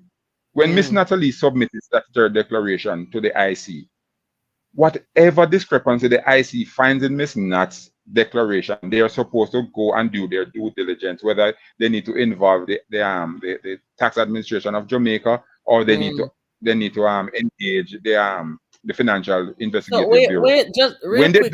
Where think them do wrong? Where think the IC did wrong in this case? Why submit a report? Because the question is going to be asked: is this an interim report, or is it a complete report? Because if you're going to submit it to Parliament for tabling, it has to be completed. So whatever is in the report must be accepted as a complete report, investigation completed, and the only thing is left now is for the person who submit, be it the Prime Minister or any other member of Parliament. Once it's submitted and it's tabled in Parliament, then that person is supposed to be certified. No, how can you bring? It's incomplete. But so if you're coming to Parliament with a report for it to be tabled, but yet you're saying that you need to engage another body, which in your charter you have there's a memorandum of understanding with the Integrity Commission and the IC the Tax Administration of Jamaica and the Financial Investigative Bureau. So if you need them to do anything, you can engage their services. I see what You you're didn't. saying. I see. Yes. Yeah. So then, If how, you so then, how is it? continue. Yes. So then, how now you can now go outside before you engage the locals? So, because for me, Miss Nat, what I see, the forensic is like the local police body do an investigation. They're not satisfied with the powers that be are not they are not satisfied. So it goes to the higher level. So now the FBI now, which is the senior police body, come now and investigate the investigation to ensure that everything is intact. So when you bring in a forensic auditor combs through every aspect of that person's financial life. When they present that report to you, what their findings supposed to be final? How then know you're going you're doing it in the reverse? It can't be. So True. the Integrity Commission has questions to answer. All right. Why did you employ and pay all of this money? So just in closing, if the economy is on a firm footing, then the young people who are coming out of the universities and all of that. Once the country is to that point where the government create the environment where the people can accomplish their goals, then we can see betterment for the young entrepreneurs. And as Liz said earlier about the person who spoke to her about coming out, they are not getting they are treated less than the young persons who said the way they are treated with the contracts that are going on. One of the things we must understand, when we go and borrow people's money, we be careful of the terms and conditions that we are agreeing to. Because All right. there's no way I come to you to borrow your money and you tell me that for you to lend me your money, my people have to do the work. So might as well I just employ you to do the work then rather than borrowing the money. Well, thank That's you my for your 2 cents. contribution. Thank you. Appreciate it. Janelle, come up now. Let us hear what you have to say. Hi, Nats. Good night. Good night. And to be happy nice. One of the things that I want to make mention of is, as Liz said, the crash program worked. That was after a while it became for lazy people. People were collecting checks and no works were being done. The crash Right? program. So, right. So as far as I'm concerned, the PNP has always facilitated lazy people. And yes, Liz has, I agree with the gentleman before, Liz has kind of mellowed in things that she said and what as usual, Liz is Liz. And one of the things we need to understand is that the Jamaican voters or the Jamaican people, we have this tendency, anybody who can give us money is who we will gravitate to. And that is something we need to move away from. If this politician come and say, you get $10,000 and you get the $10,000, you take the money and you go vote, and then tomorrow, I was having a discussion with a friend of mine and I said, with all due respect, I would love for the PNP to win. And then the Jamaican people would then realize the stupidity of themselves, because until then, if them never have them to Natalie, they don't learn. So let me ask you this real quick. The PNP that you see now, right? Versus the PNP before PJ, as we were discussing earlier. Are the worst ever. It's the worst ever. The worst ever.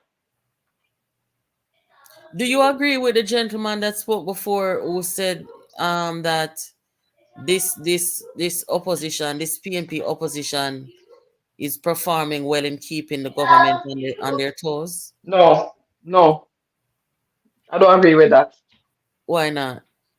Because too much propaganda, too much lies. I was supposed to send you something today that a friend of mine sent me from England. That was online, read this whole thing with the IC. And Mm, the person who was talking, I'm gonna send it to you, was not even a Jamaican. This was an overseas person on YouTube that's saying that Andrew is resigning because of illicit enrichment. And I'm like, look how far these guys take this thing to. But on the other hand, yeah, you gotta put out this because they need a distractor so as not to be focused on you.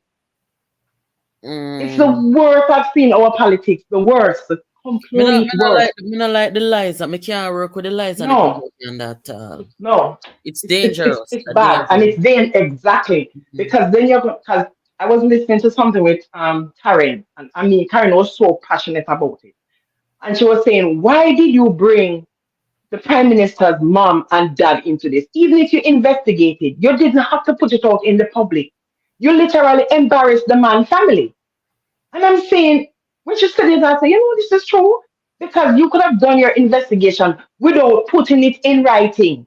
The people's business. You didn't have to go that far, yeah, the mother. Yeah, me that feel bad as a right? parent. Well, not Good. bad, And but then not only that, think about their friends. How are their friends looking at them before people? Because a lot, you see, anything you want to can black man with enough, put it in mm, writing. Because half of the Jamaicans do not read. And mm. that's one of the reasons why I love Jamaica 411 because when Michelle got in a man, Michelle tear up everything, So patch it back. you don't love we of fire, so but you're not easy. Listen, Natalie, say I'm a number one. But when it comes to Michelle, Oh, I joke me Michelle understand. took the document piece by piece and highlighted because Mark said some things in that conference, and Michelle went back and said, "All right, make we listen to what he say. Want to hear Mm. what he say?" And then Michelle went in and divided the thing. But as I said, I keep sharing stuff. But how many other Jamaicans, the common man, is listening to Michelle? Why? She is a very special person. Trust And me. when she does her analysis, she is going to bring out stuff that a lot of people miss. Don't see. Yeah, That's exactly. very good analytical. I want to reach out to anybody who talk to this government. Want to find some place for Jamaica 411. She's a great asset, right? Tell her to me give the recommendation. I want to send the video them go get the government and show them say Jamaica no short of talent. A Listen, police I know somebody who knows tough police stand, and I department. had to forward your videos, Michelle videos, and Tarek videos to that person. I say, you need to send these to Mr. Tufton, please. That's an Um, easier way for his side to understand what is going on out there. so look here, where the economy is concerned and where a JLP government is concerned, we have the masses of the people. Where do you think the people fit in? Because if you were here earlier, we go All through right. everything, talk with All Liz. right, Natalie, as the gentleman said before, the economy is being repaired. The people at the bottom of the levee will not feel the upliftment until the ship dock. Let's say that. So we're in rough waters. Mm, Nigel took us from the storm and carried us to a calmer area. We just hope that the next finance minister can do the same job. But as far as I'm concerned, the mm. economy is way better. And I can tell you 100%, every time the PNP go into power, the kitty get empty. Nothing is left. Jamaica becomes trash. Oh God. Jamaica Not, becomes trash. And can I when answer whoever somebody? takes, yeah, it's the truth. And whoever takes over have to start all over again. Well, and they say Liz want come in come say something. Well, Liz, Yes. you have something to say. You and the Yeah, other subscriber Janelle, just you guys can engage each other for a few just minutes. briefly. Again, I will repeat. One of the greatest social revolution in happened in this country was a program, an employment program called Crash Program. So see, I got threw it away and had to run like SOS emergency running and pick it up back. That one. Two, I won't comment on the situation with the IC report and the Prime Minister, not commenting, because that is going to come to a conclusion down the road. Mm, However, the People's National Party has Facts are there, and it's not sentimental. The People's National Party has built this country into a enormous giant, not based on land size, but based on the work they have done in government of Jamaica. Right? And because of persons like capitalists, elitist capitalism, and capitalist PJ Patterson, Mark Golding, Andrew Holness, Bruce Golding, Omar Davis, we are now in serious trouble. But that is leaving it there. I just want to say again, the crash program was one of the greatest social revolutionary program.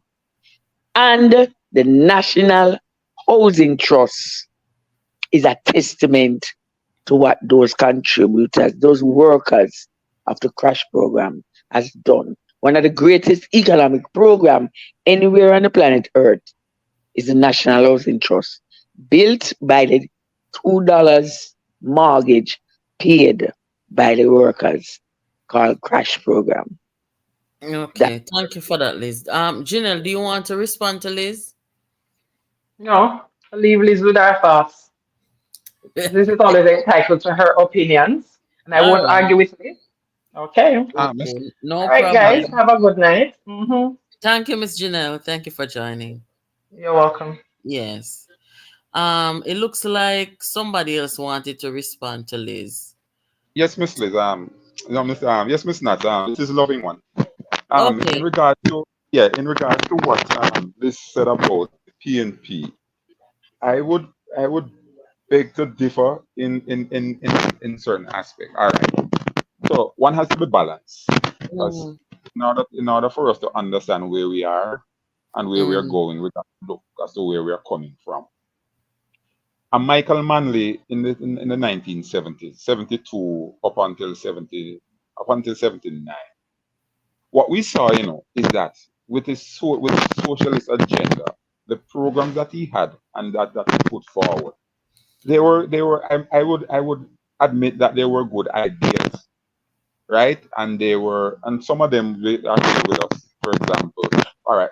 For example, as Liz mentioned, the housing trust, the maternity leave for pregnant workers and all of that.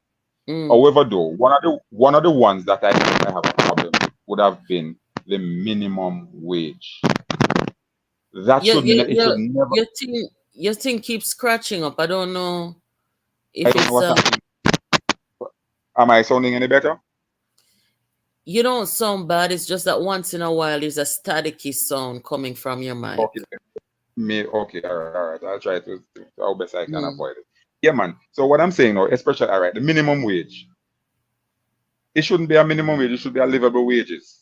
Because when you look at say for example a minimum wage, a person working minimum wage and has to travel and have to eat lunch, $13,000. That's just for bus fare and lunch money. So I mean, and we have seen successive administration comes in, none of them have addressed it in terms of changing it from minimum to living wages. All right. So as I was saying about some of the programs the PNP have, reason why I mentioned that. Remember, no, Jamaica is an economy that is built on. We have our natural resources, but we are not we don't have the wherewithal to take it from the mineral to produce, right? So we either do one of two things. We either bring in investors who would come and bring the thing to they have a word that a term that they use for it bring it to products to make products.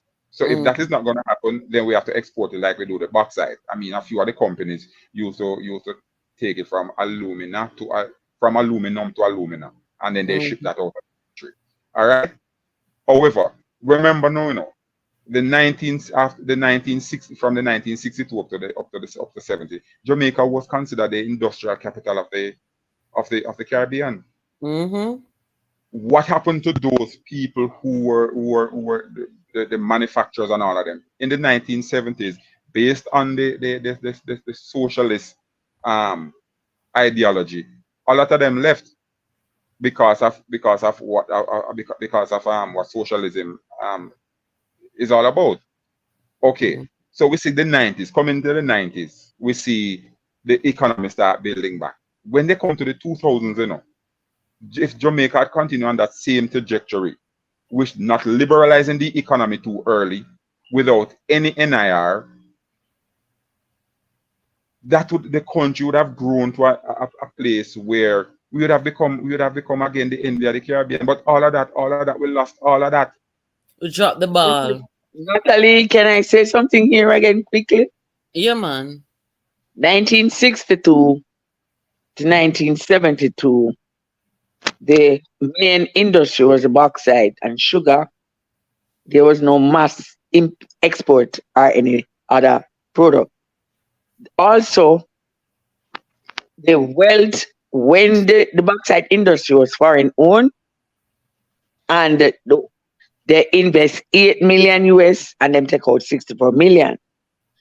Another situation was that the Clarendonians are Ethiopians. Because of the situation that was so bad, there was this song, reggae song, Social Commentary. Look there now, everything crashed. We had 3 prime ministers between 62 to 72. 3 JLP prime ministers, all 3. And the situation for the mass of the country was so bad, devastatingly bad. Unemployment, Elizabeth, we know the list. That the song, a social commentary, powerful social commentary, came out at that period. Michael Manley, in winning 1972, created the greatest social revolution ever seen anywhere. And what he did in elevating the masses, Carter Alexander helped her. When she was asked by Mr. Alexander, he was the founder of private PSOJ. DK called them the privileged sons of Jamaica, private sector organization. Carter Alexander was the founder. When he asked his helper, what's happening to your son? Because of Michael Manley's socialist program, the helper replied, he's at the University of the West Indies. That did not sit well. I rest my case right there. Okay. Well, guys, let us I could say something that not. Say that again. I could say something to Liz. Yeah. Yeah, Liz. But when you look at it, Liz, we have to look at it both ways, Liz. Because in this from 1962 to 1972, how many junior secondary school did the Jamaica Labour Party have those government build in those years? How many hospital did they build? And since in that 8 year, Mr. Manley, how many junior secondary school did he build? How many hospital did he build during that period of year? We cannot speak one-sided, Liz. We have to look on that. When they realize that a lot of person cannot go to high school, remember, let's talk about those good stuff. We have to talk about everything. Okay. Well, sometimes it's always good to reflect on where we're coming from, because if we don't know where we're coming from, we don't know where we are and where we're going. Even you're talking about people couldn't go to high school.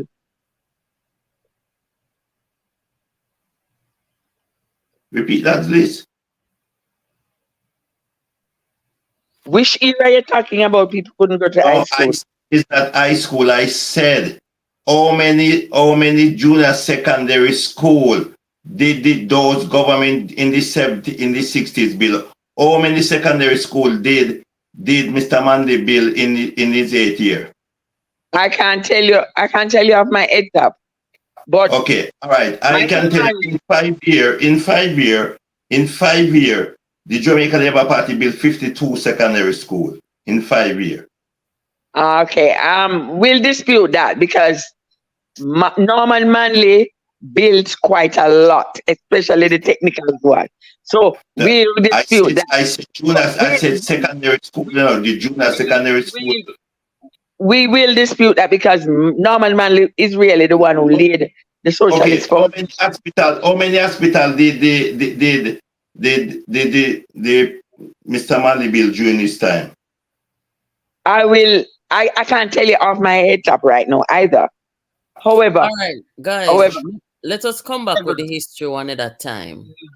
the greatest social Norman Manley started it 55 to 62 and his son built on it. Yeah, man. All right. Can we come back with the history one at a time? I'm not saying it's a bad thing, but let us not lose sight of the present and where we need to go. So I want to show you guys something real quick. I want you guys to just watch this video real quick, and then I will come back about it. I heard a voice, which is the voice of Dwight. Dwight said, "What is those?" It's a painting. He said, "Come over here, man. Let me see them." So that is when I need to know.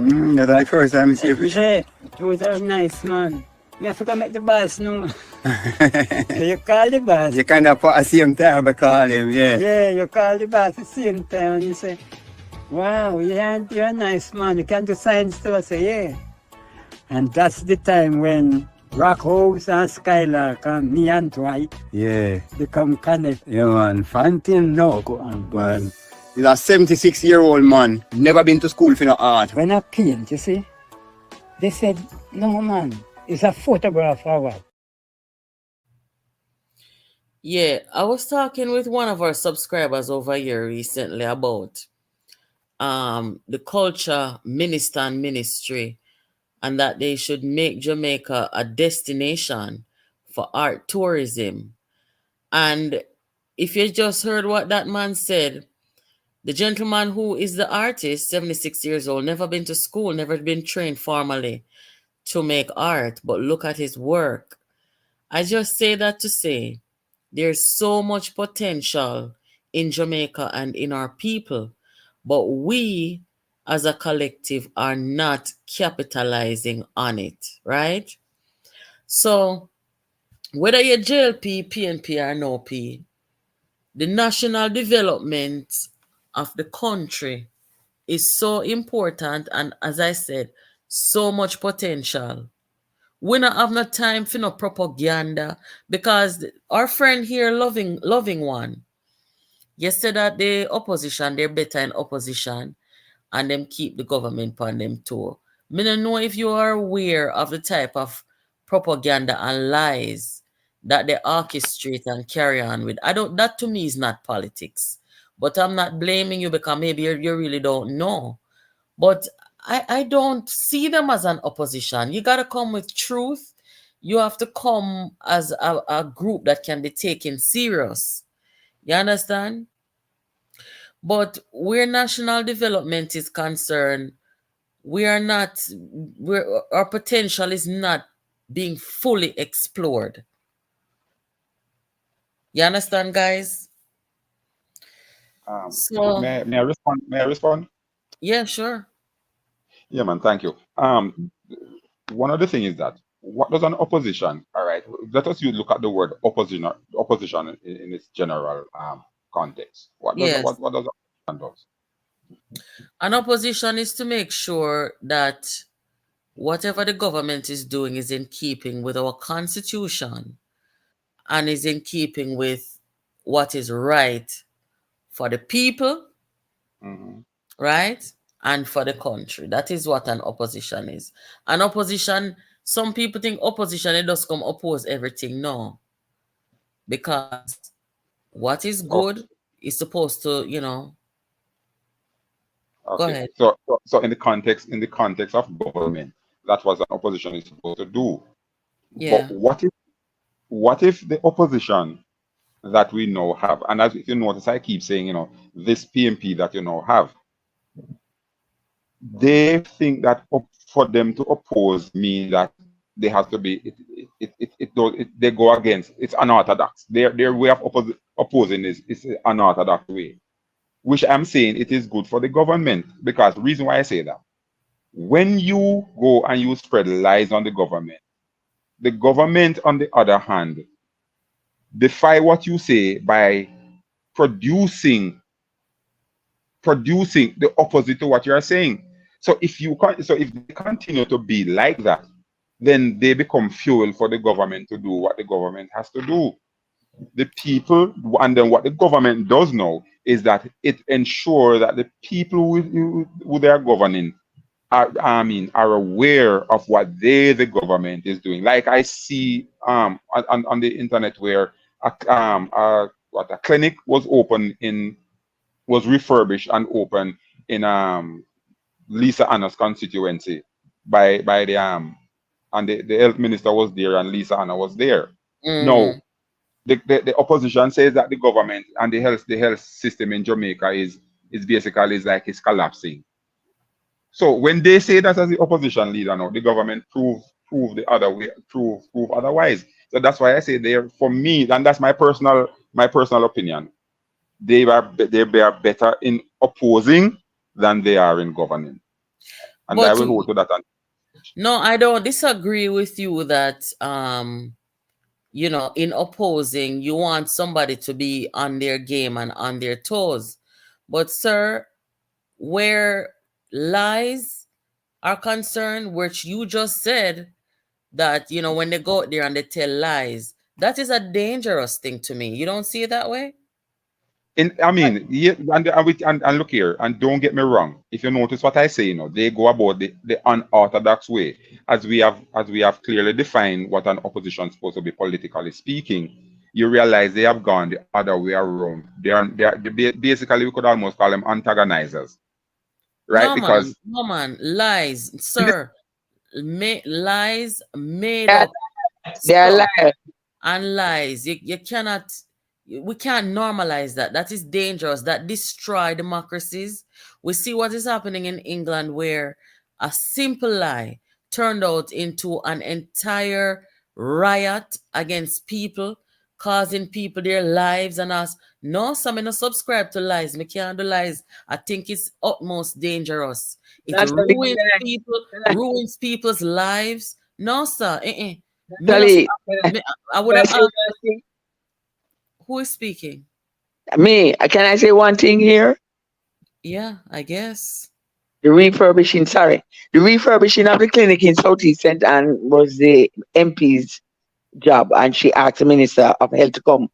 However, tonight on the news, because of what happened at the Montego Bay Airport, I didn't know the U.S. government has issued a health advisory to its citizens traveling to Jamaica about the poor condition of the health service. It was on TVJ News tonight.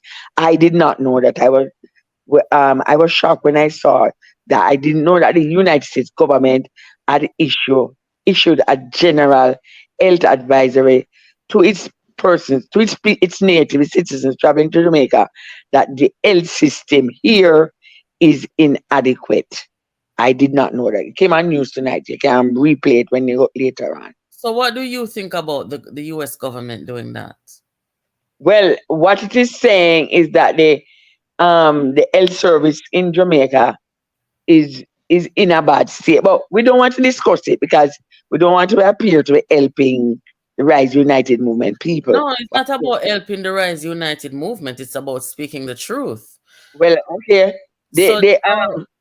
As a person who lives in the US, yes, the United States, I think they abuse travel advisories. I think that they have a right to tell their citizens, to caution them according to their standards of cautioning and cautiousness. I can tell you that a lot of the stuff that the US put in their travel advisories against Jamaica, it happens right here in certain places. I think that when you go to put out a travel advisory, for example, Jamaica can put out a travel advisory upon US for say shooting on them something there because there's a gun culture here that is not good, right? We in Jamaica are a developing country. We are a developing country. Who no come slave we out, come pillage and take away all kind of resources and so. So we are work from the bottom come up. We are a young democracy, right? Now our healthcare system in Jamaica, it's not fully developed. I would be a liar to sit here and tell you that. However, our healthcare system is nothing to put people on alert about, say, travel advisory. No, I don't think so.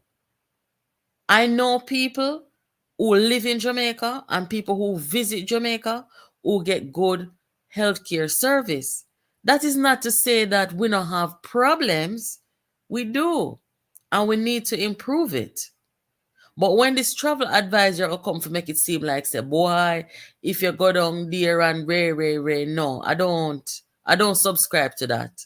I think we need to acknowledge where we need to improve our healthcare system because there is room for improvement. Now, you have some people who want to play politics, come say the healthcare system worse than no, the healthcare system don't worse than the previous administration. Alfred Das can tell you no, come and say crisis them time there. You understand? So there's a lot to be discussed when we're talking about our healthcare system. Me now put America travel advisor upon practice because see them nearly killed Donald Trump 2 different times and them heap of something there. And them abuse the travel advisor something for true. They abuse it. Then we put travel advisor over in a Middle East, they so now where the war are going and them sitting there. And that you have to use travel advisor for. No unrest no It's in not. Jamaica. Eh? 100 agree with them, Natalie. 100%. No unrest no in Jamaica. We have problem, yes, like a lot of other places we have domestic problem. But no unrest no in Jamaica for the matter about travel advisory. Hey, Miss Nat, Eh? regarding the incident at the airport where the gentleman sadly and unfortunately, lost his life. Yes. But the question I want to ask, the airports Mm. in Jamaica, are they operated by the government or are they privately operated? I was told that they are privately operated. Okay. So the onus falls on the airport or on the airport, the people running the airport or whatever permit it falls under to ensure that in terms of healthcare and healthcare station must be a part of the airport. Just like we have the hoteliers, they come in as private investors.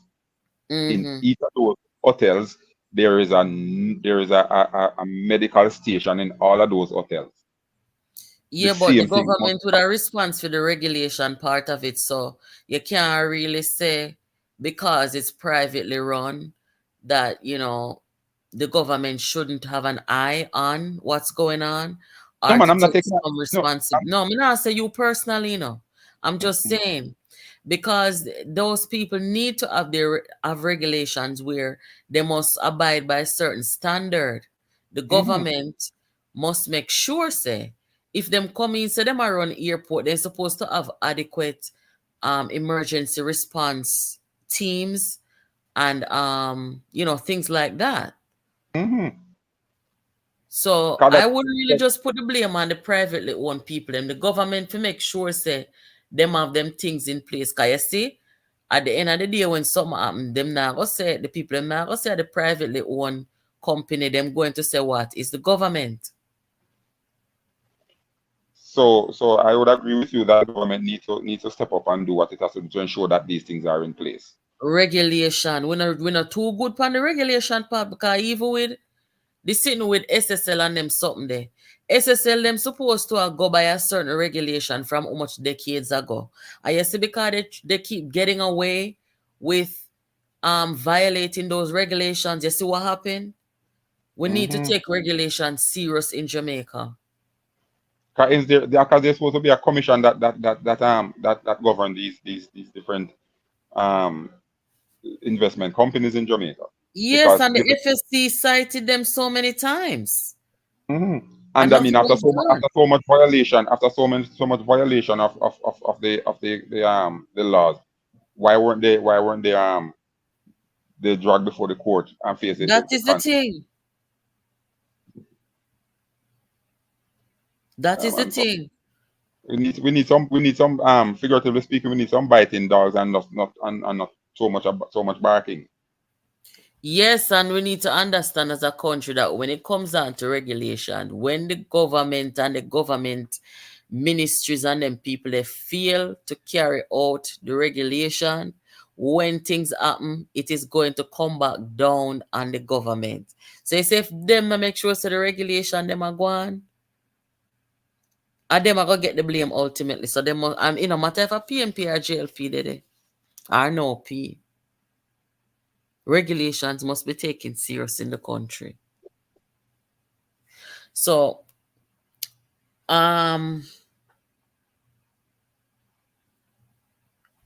you guys who are on the panel here, so let me just ask you before we close out. What do you guys think about the upcoming election where East Portland is concerned? What do you think about it? Anybody who want to chime in? What type of election coming up in East Portland? The general election where they're going to install Vibes Cartel lawyer.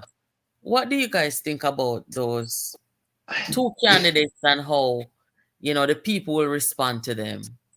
Well, what I see so far in Portland, I don't think, no matter if they even take Mr. Siaga, Dead Siaga, and then Mr. Manley go down there and run against the girl. None of them will beat that girl for the work that she performed down there. Okay. So what you say is a waste of time? Yeah, waste of time. And then again, when you look at, if them said, I don't know the constitution for a person to really get involved, because they said if you commit yourself and have criminal record, you should not enter into politics. And if I can record, the person that running, the lawyer, he have criminal record, and so forth from America already, he get locked up, I was in jail. So how are you going to use a person like that to run election? No, he wasn't in jail and he was in prison for 10 years.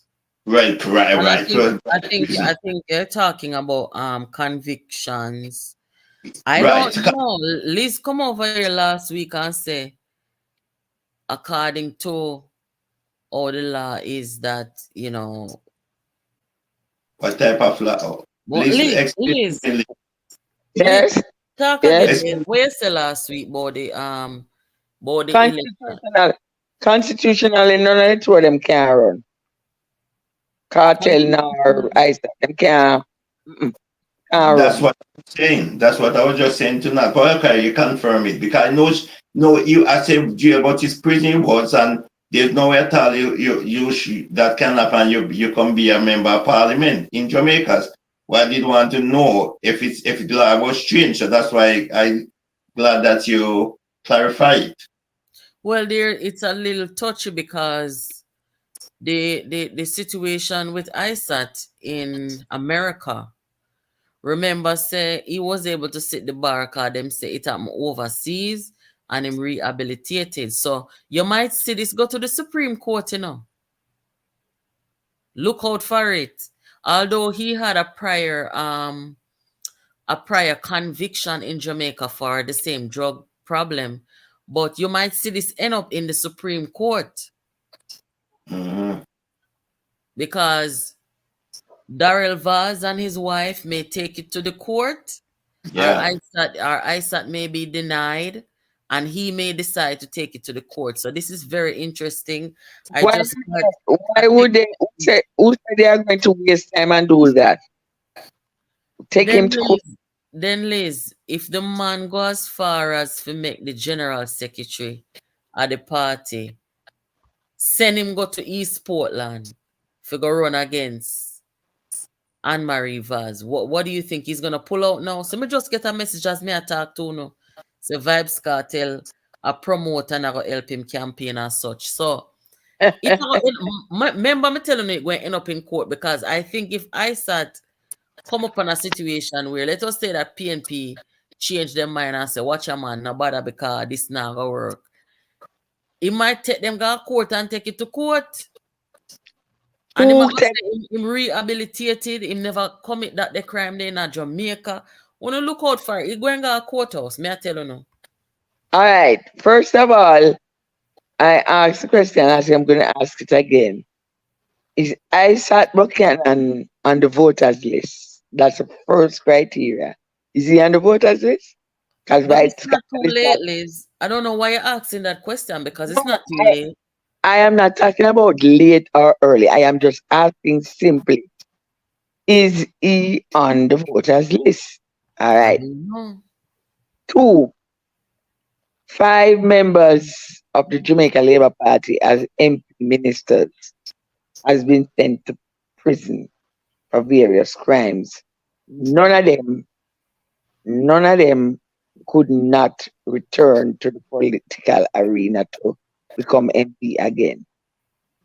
The Constitution of Jamaica, because it just doesn't relate to your status here, but the Constitution of Jamaica says that no one with a criminal, and it depends again on the criminal record.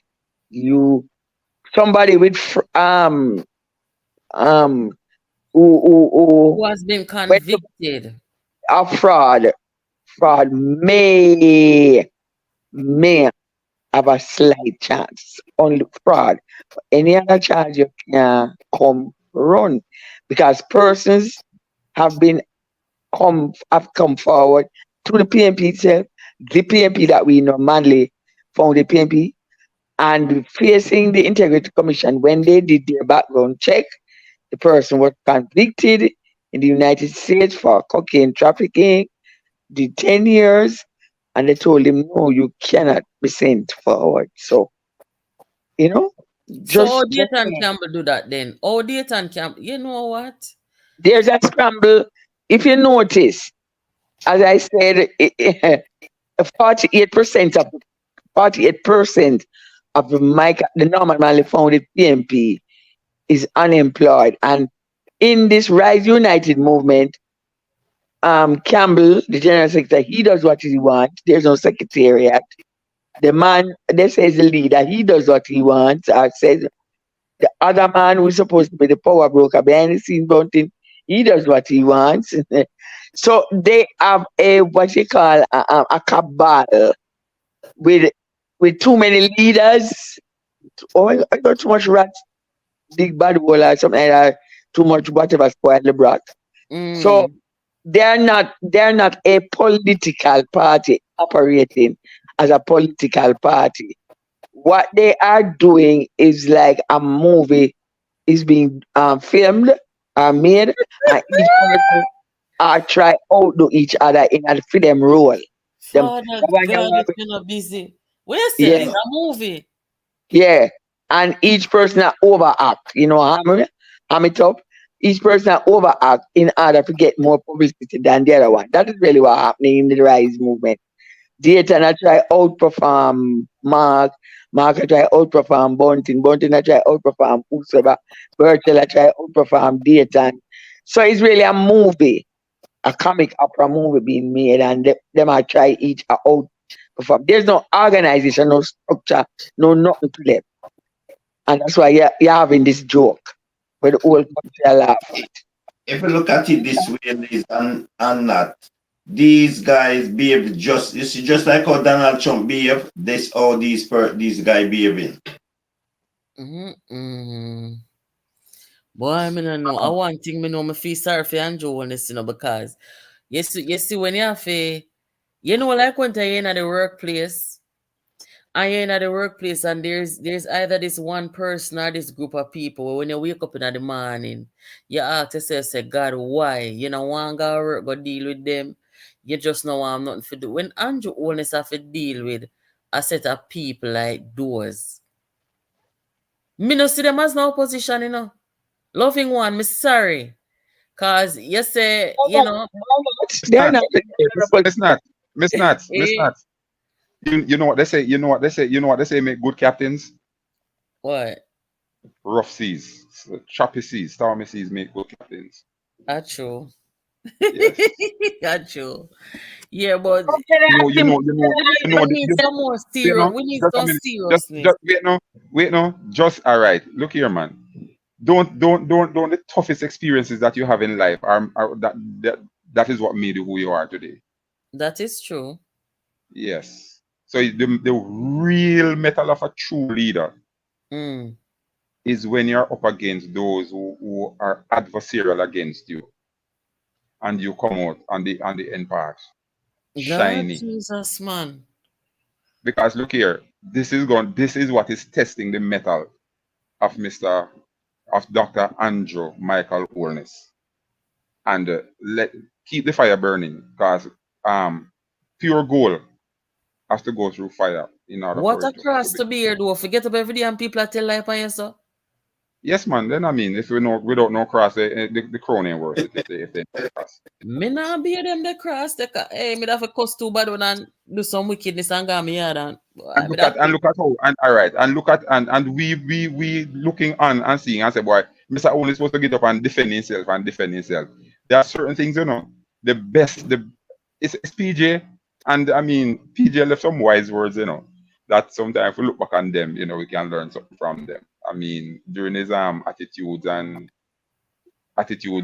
launch, I remember he said this: politics in Jamaica is a fight over scarce benefit, political spoils carried on by a hostile tribe. Oh my God, man. And that he couldn't have said much truer words. And the next thing he said, that nobody can misquote you if you remain silent. And those words are why. So, can I ask a question? Now, can I ask a question here? So, you are saying you agree with that statement that politics is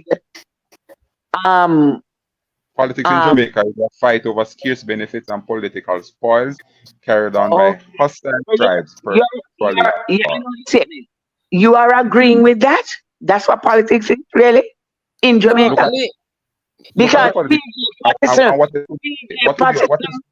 Liz, hold on. You have to let him speak and then you speak, because we can't really hear when both of you are speaking at the same time. Go ahead, Miss Liz. Because if that statement made by Percival Noel James Patterson was a true statement, that mean that is why he took all the national benefits and put it in the pocket of the very rich, because he never intend for the masses come to get none. The benefits, the scarce benefits. So he made it scarce by placing it in the hands, or it was the greatest transfer of wealth from the poor to the rich, said by a member of parliament. And me a PNP for life. Me not vote for nobody else. Certainly not this present administration.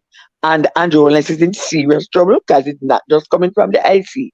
Anyhow, that statement was one of the worst statements any prime minister and party president of the PNP ever made.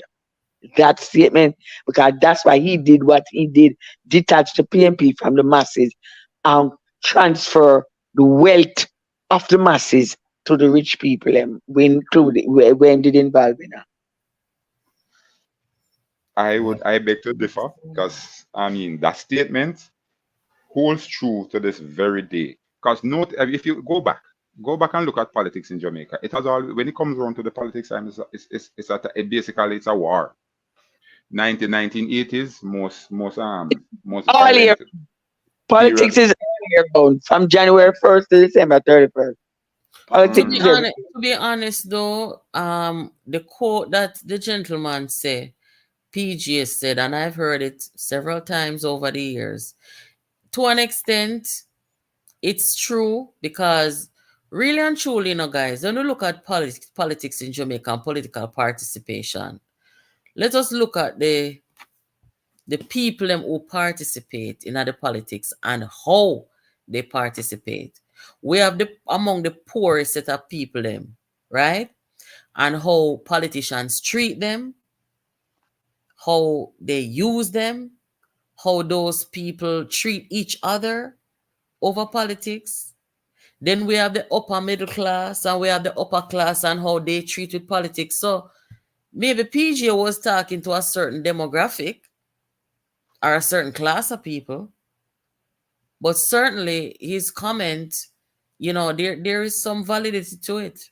Liz, I mean, I don't think that's the case for everybody in Jamaica, but certainly, certain class, you see them right here on social media and how, even in the PNP, because one thing for certain with the PNP, let me play back this again with Porsche say.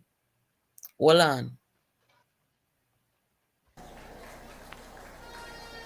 We must move swiftly to implement a system to prevent the divisions that have haunted and embarrassed our party over the last 2 years.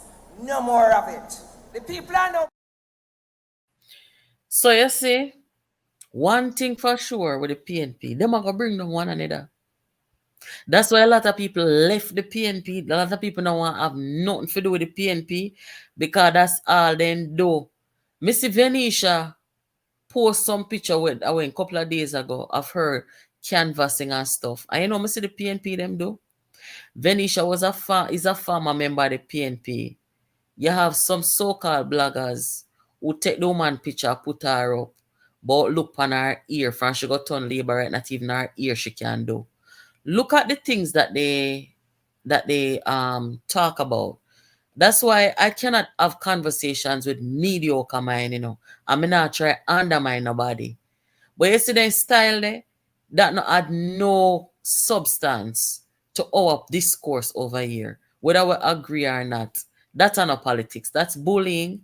That's picking on people and for what? Over our hairstyle? That is so juvenile. That is so disgusting to me. So this is what PNP worse to one another than them are to anybody else. Yeah? So me don't know. Portia, as she said there, the division and everything, a dog name dog, man, in the real sense of the word, Liz. Dog name dog. Me don't know what can go so or what can work so. Or where it started, Liz, or where it go end. You can tell the people them, Liz. It started under Principal Noel James Patterson, and it's going to end when there's a successful revolt that overthrows him. That's when it's going to end. He brought a misfit called Mark Jefferson Golden into the party with Omar Davis' assistance and worked through Omar. And Mark Jefferson Golden is not any value added to the politics of Jamaica. Mark Jefferson Golden declared November 8, 2020, Sunday at Jamaica College Auditorium, we are now Rise United movement. So he detached himself from the PNP. From that Sunday, he removed Norman Washington Manley, national hero, father of the nation, from founder of the PNP, etc. Right. So until both men are removed, revolt against PGA, which will topple Mark Golden, then the PNP name will continue to drag through the mud. This has been going on for quite some time. It just makes spill out in the public. Yeah. It just spill out in the public. But you know what? Let me just say this before we lock off. You see, if the Jamaica Labour Party cannot continue to hold their momentum, I'm going to know how much people are going to agree with this, whether you're on the panel here or you're in the comments. But if the Jamaica Labour Party cannot continue holding their momentum in the midst of all this chaos and wickedness and evil happening among the PNP people, then me no know what I'm to know. I like me tell people.